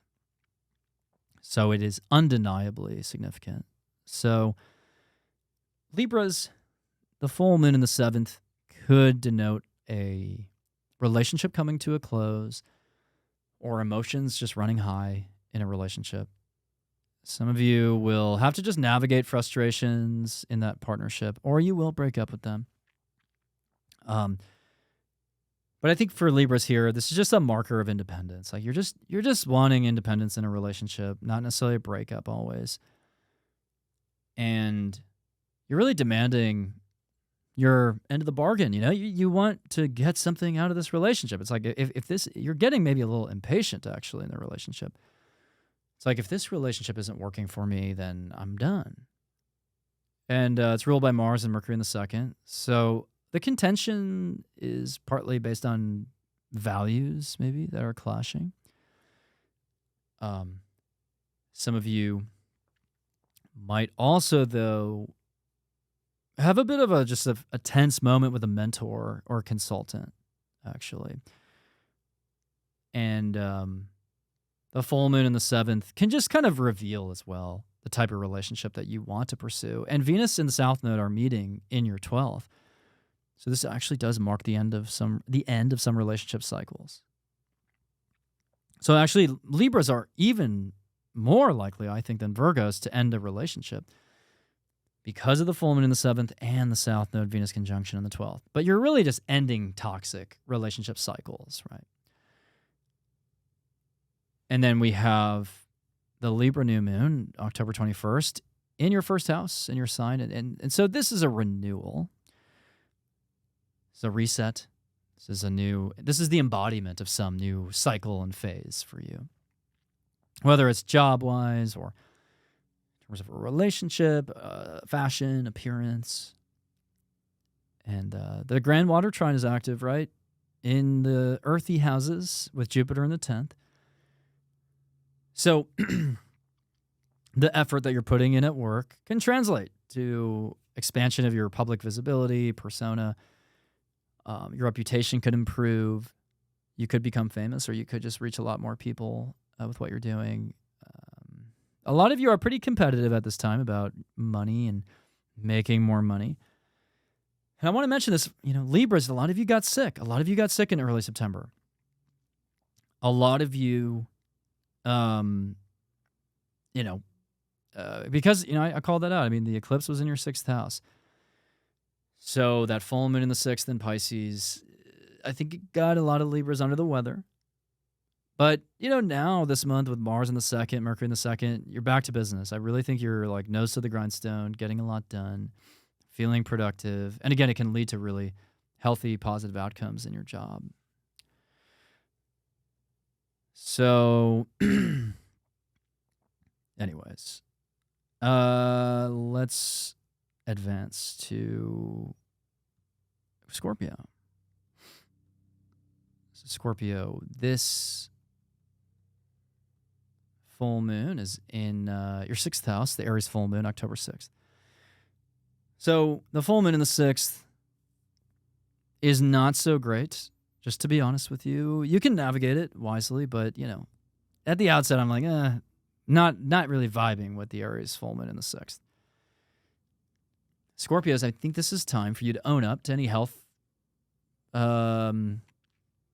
challenges you've had. Let's say it's been breathing and you feel like you might have asthma or something. I don't know, go maybe look into that. If you feel like your daily routines are just out of balance, your physical health is out of balance, find a way to balance it. For some of you, this could be like you're just finishing up a work project, though, that was really depleting you, and you're finally done with it, and you're happy about that. Others are simply reminding themselves that they have to build up some muscle again. Venus and the South Node are in the 11th. So there's some karmic moments there with friends. Maybe you let go of a friendship. Maybe you rebalance a friendship. Maybe you convene with maybe you run into an ex at a party, actually, or on social media. But, a lot of Scorpios there, you are reflecting on what you don't want anymore in your friendships. What no longer works for you anymore in those friendships. Mars and Mercury are in your 1st house the whole month, pretty much. So you're feeling like a badass. You're feeling charged up. But you're responding to a lot of tension. Scorpios, you're under a lot of stress. This is not your easiest year. You're a little stressed. You're responding to tension. People seem to be opposing you a little bit, but it's just an opportunity to regain your willpower. You're regaining your strength, which I think is nice for your fitness journey. Then we have a Libra new moon. This is on October 21st, and it is in your 12th. That's a quiet new moon for you, in a way. That's a chance to really go within, meditate, reflect on your karma, reflect on your past lives, reflect on cycles you want to actually close out. And it's about finding balance, especially with mental health. And at that time, there's a Grand Water Trine. And this does feature Mars and Mercury conjunct in your 1st. So you have to be really careful as a Scorpio. Don't inflame people. Don't argue with just everybody. Again, we unfortunately live in a time where you just can't argue with everybody. So, or you can't argue just for the sake of open debate, right? So, Scorpio, you just have to really moderate your language. Don't incite too strong of reactions. Be careful while driving. Be careful in the neighborhood as well. But also realize that your mind is operating at a pretty high level at this time. And this grand water trine could also demonstrate that you are, well, it could show that you're demonstrating your skill sets under pressure, which Cancers are too, I think. Maybe you are debating, and you're debating successfully. Some of you are traveling as well. Some of you are traveling around this time, very suddenly. So now we go to Sagittarius. And again, these horoscopes are short, very short today, because I did want to devote a lot more of the video today to some very pressing matters in our collective psyche. But anyway, so Sag, we have the Aries full moon in your 5th. So Sag, the full moon in the 5th, is a time to really find your emotional outlet in a creative way.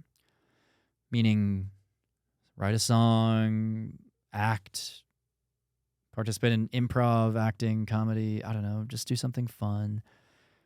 Have the courage to just step up and express yourself creatively. Venus in the South Node, you might also end a casual situationship, or you might actually have a little bit of a frustrating time on a date. You might, argue with them a little bit. And some of you might feel even kind of frustrated and impatient by your dating life. But this is an opportunity to just reflect on what you really want. And I think patience is a virtue right now for Sag. Be patient. Like, your dating life doesn't have to all click into place right now. Mars and Mercury on your 12th. Not a great place for those planets right now. You got to get enough sleep. Make sure you're getting sleep. Don't get too in your head about things. Don't stay up late every night talking on the phone. Find balance in your nighttime routine. Your dreams are going to be pretty vivid throughout October. Some of them will be a little high charged. A lot of you will actually talk in your sleep. Some of you will even sleepwalk. Venus conjunct the South Node in the 10th shows that maybe, I hope this doesn't happen, but some of you might lose your job, or you're just gonna realize that you don't really value what you're doing for work anymore, and you want to change that. Or you're purging some values that you maybe carried over from your parents' values. You just don't vibe with it anymore. So let's go to the Libra new moon, October 21st. And by the way, the full moon is fine for you, Sag. I just think, I'm just trying to call out areas of caution. Just trying, as an astrologer in these videos, in my annual horoscopes are much broader, are much more detailed than this. I don't just talk about a couple things. But, in this context of this video, I'm just trying to point out some pain points and roadblocks that you can overcome, right? So it's like, as a Sag, you just benefited from that forecast by knowing that you want to have better sleep hygiene this month. So I don't want to fucking see people in the comments being like, Evan is such a negative astrologer. It's like, no, I'm actually helping you by pointing out the potential pitfalls. And I'm a Scorpio stellium and a Cap stellium. So if you don't get the Scorpio energy, it's like, you just don't get it, right? You get it or you don't. Anyways, so then Sagittarius, you have the Libra new moon in your 11th house. So the new moon in the 11th, pretty good. Nice time to socialize with your friends, go to a concert, go to a gathering, participate in socialize. Maybe do something on social media, post something that, people can kind of see eye to eye with you on. Mars and Mercury are conjunct in the 12th, though. Grand trining Jupiter and Saturn and Neptune almost at that point. And, this is activating your intuitive houses, with Jupiter really expanding things in the 8th. So with the grand water trine here, a lot of Sagittariuses are learning how to connect with their spirit guides a little bit more effectively, or you are having a dream that's actually really foretelling and it's profound, prophetic, I should say. I think as a Sag, your dreams are just dripping with significance this month. So really trust that. And a lot of you are going to, I'm not a big watch all for all the angel numbers kind of guy, but you might see a lot more angel numbers at this time. And I actually wonder if some Sagittariuses will follow their intuition in a way that leads to a new friendship, actually. Or you trust your gut and you post something on social media that really is heartfelt and it goes viral. All right, so Capricorn, we have this Aries full moon, and it's in your 4th house, October 6th. The Aries full moon in the 4th could signify that you're moving to a new house. You are maybe finishing a home-related project. Perhaps you are also maybe fighting a little bit with your family or standing up for yourself in a family context. Maybe a roommate is moving out. Mars and Mercury are conjunct in your 11th, so you might also be passionately debating on social media or with friends. You just don't want to take that too far, right? Venus and the South Node are meeting in your 9th. Some of you are coughing up some money to travel, or maybe you are releasing old philosophies and values that don't resonate anymore. Some of you will reconvene with a past life partner or someone from your past while you're traveling. But yeah, this full moon in Aries is very much a transition in your home and domestic life. So yeah, if you're trying to move, it's not a bad time. Mercury's not even in pre-shadow at that moment. But yeah, if you're just trying to, reflect a little bit more on your family life and your home life and maybe where you want to live eventually, you could also just do that at this time. And some of you are going to be traveling to kind of scout for like potential relocation, areas. Okay, so now we have the Libra new moon, October 21st in your 10th house. So the Libra new moon in the 10th. This is a really nice new beginning for you career-wise.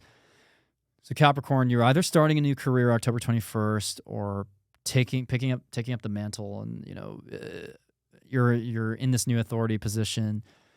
You have these new responsibilities as a parent, as an authority figure. You're a manager now. I don't know, an executive potentially. You're adopting a new public image. Mars and Mercury are creating a grand water trine in your social houses. So very social period during this Libra new moon. With Mars and Mercury in the 11th, a lot of innovation going on in your life, a lot of networking maybe. And with Jupiter in the 7th, is partaking in that grand trine. Some of you will actually find a partner at a social gathering. Or someone who really is attracted to your viewpoints and your arguments will propose that, you enter a relationship together. So, yeah, Capricorn, you're kind of a high-powered networker at this time, and it might attract the right partner as well. So next we have Aquarius, October 6th. It's the Aries full moon for Aquarius. And this is in your 3rd. So Aquarius, the Aries full moon in the 3rd, does signify kind of a high-charged debate or discussion. There's a lot of passion involved. You could get into an argument with somebody, especially about work, because Mars is dispositing from your 10th.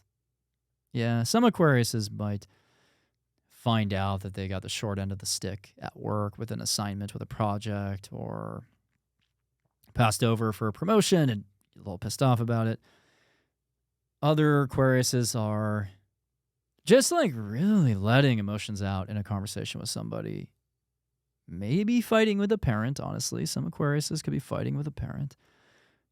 But it's also not a bad time for Aquariuses to really try to pursue entrepreneurship if you're passionate about your business idea.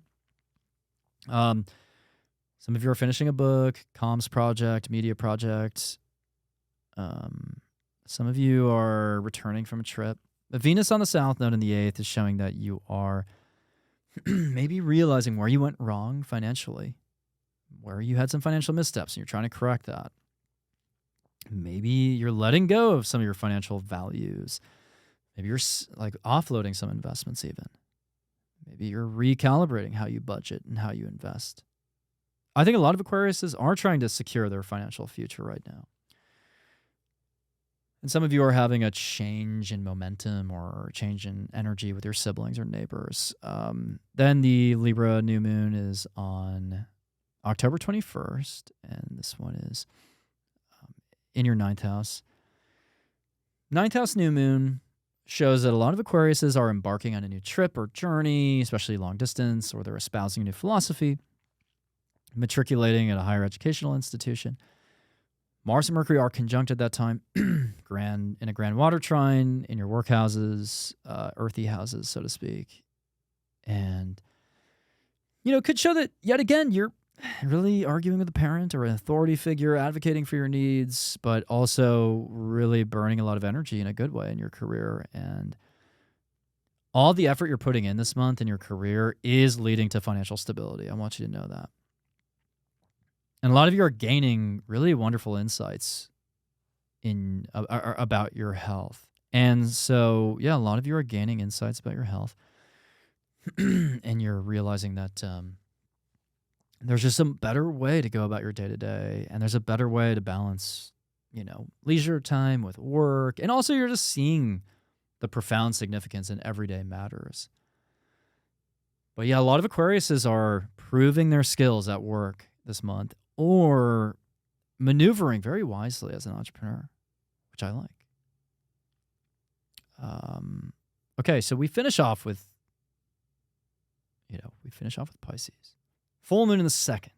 The full moon in the second really could be as simple as like you're selling or buying a possession, an item, like a physical item. It could be that you're going to a restaurant or having a really memorable culinary experience at home, like you're like pulling out all the stops and you're cooking something with your partner or with your friend. It's got like 100 ingredients. Others are realizing that they do have to recalibrate their finances a little bit, their budget. Like this is maybe about, spending and saving and all that. Other Pisces are purging outdated values, especially in the context of a relationship, because Venus and the South Node are meeting in your seventh house. So Pisces, you also might break up with somebody, or you're just going to rebalance the karmic debt in your relationship, or maybe you will kind of dial back some of the nitpicky attitude in a relationship, or you will just be more reflective about how to make your relationship work. And some Pisces will meet a partner from a past life, actually. Mars and Mercury are conjunct in the ninth.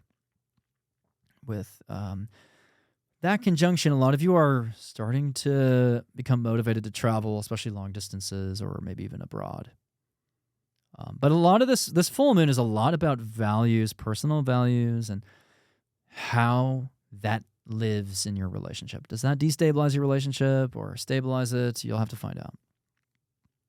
And then October 21st, we have a Libra new moon, and this is in your eighth house, right? And the Libra new moon in the eighth, it could be a financial compromise you're making.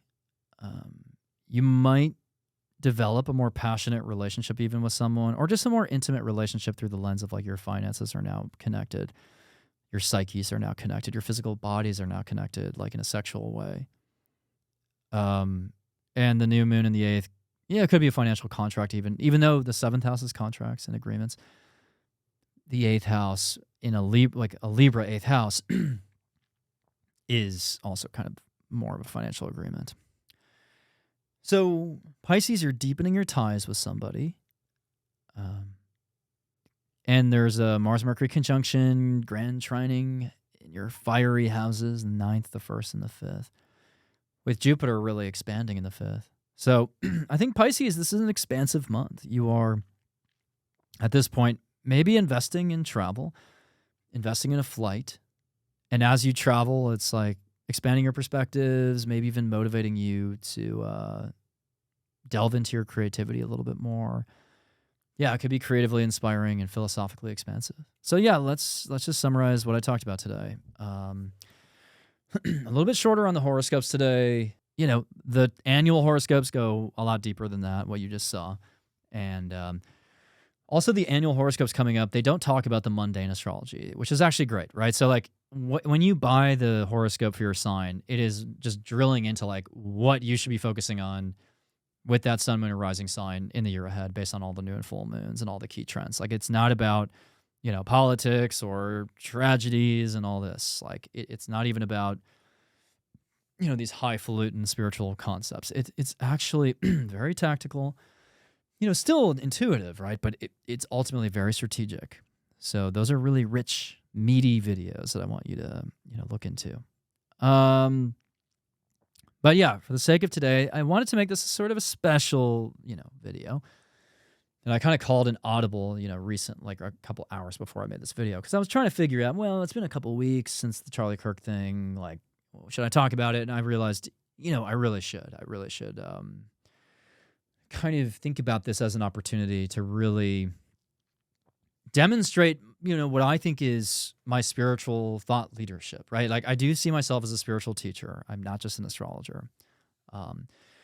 And I'm very dismayed by the response of many astrologers to Charlie Kirk's assassination because it goes beyond politics. It transcends politics. And if you don't think it transcends politics, then you're probably not a spiritual teacher or leader.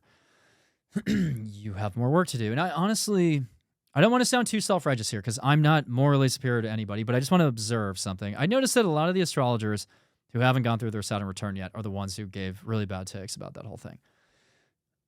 Or they just seemingly have not gone through it yet. And a lot of the people who are commenting these, like really making these headless statements, clearly have not gone through their Saturn return either. Because I will tell you, the people who made the most asinine statements were on TikTok. So like Instagram, my followers on Instagram did not really say like outrageous shit. But a lot of my TikTok followers did, and they skew younger. So that's why I'm a little worried about Gen Z and Gen Alpha. Like, I'm not sure where their principles are. So that actually really concerns me. But anyways, I hope that today I still communicated that there are extremes on both sides. Like I said, right and left. We don't want to live in a totalitarian state where anything that Trump says goes. We don't want that. We also don't want to live in a state of the union where people believe that all words are violence potentially. Like that's fucking crazy, right? So I think 80% of the population is somewhere in the middle. They don't believe that this is like the French Revolution all over again. Like it's not. It's like you got to maintain inner peace, inner centeredness. You got to go beyond the mind. And I'm actually teaching a manifestation class in a few weeks about this. And it's not your typical manifestation class. It's a word that honestly I fucking hate. I think it's overused.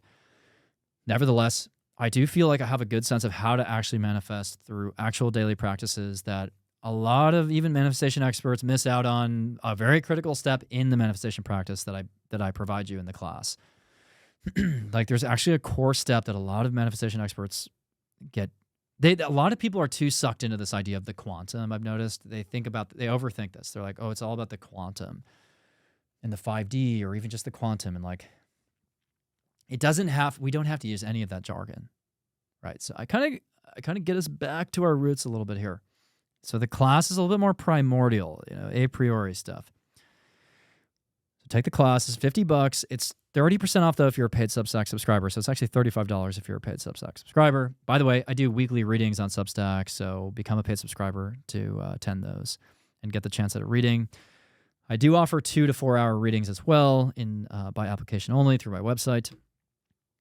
And anyways, October, you got to restore balance. We have a severe imbalance in the collective. You can see that in myriad ways. I'm ultimately just trying to preach inner peace. Even if you do nothing else after this video, visualize the Vesica Pisces or Vesica Piscis. Everyone says it differently, but visualize the Vesica Pisces.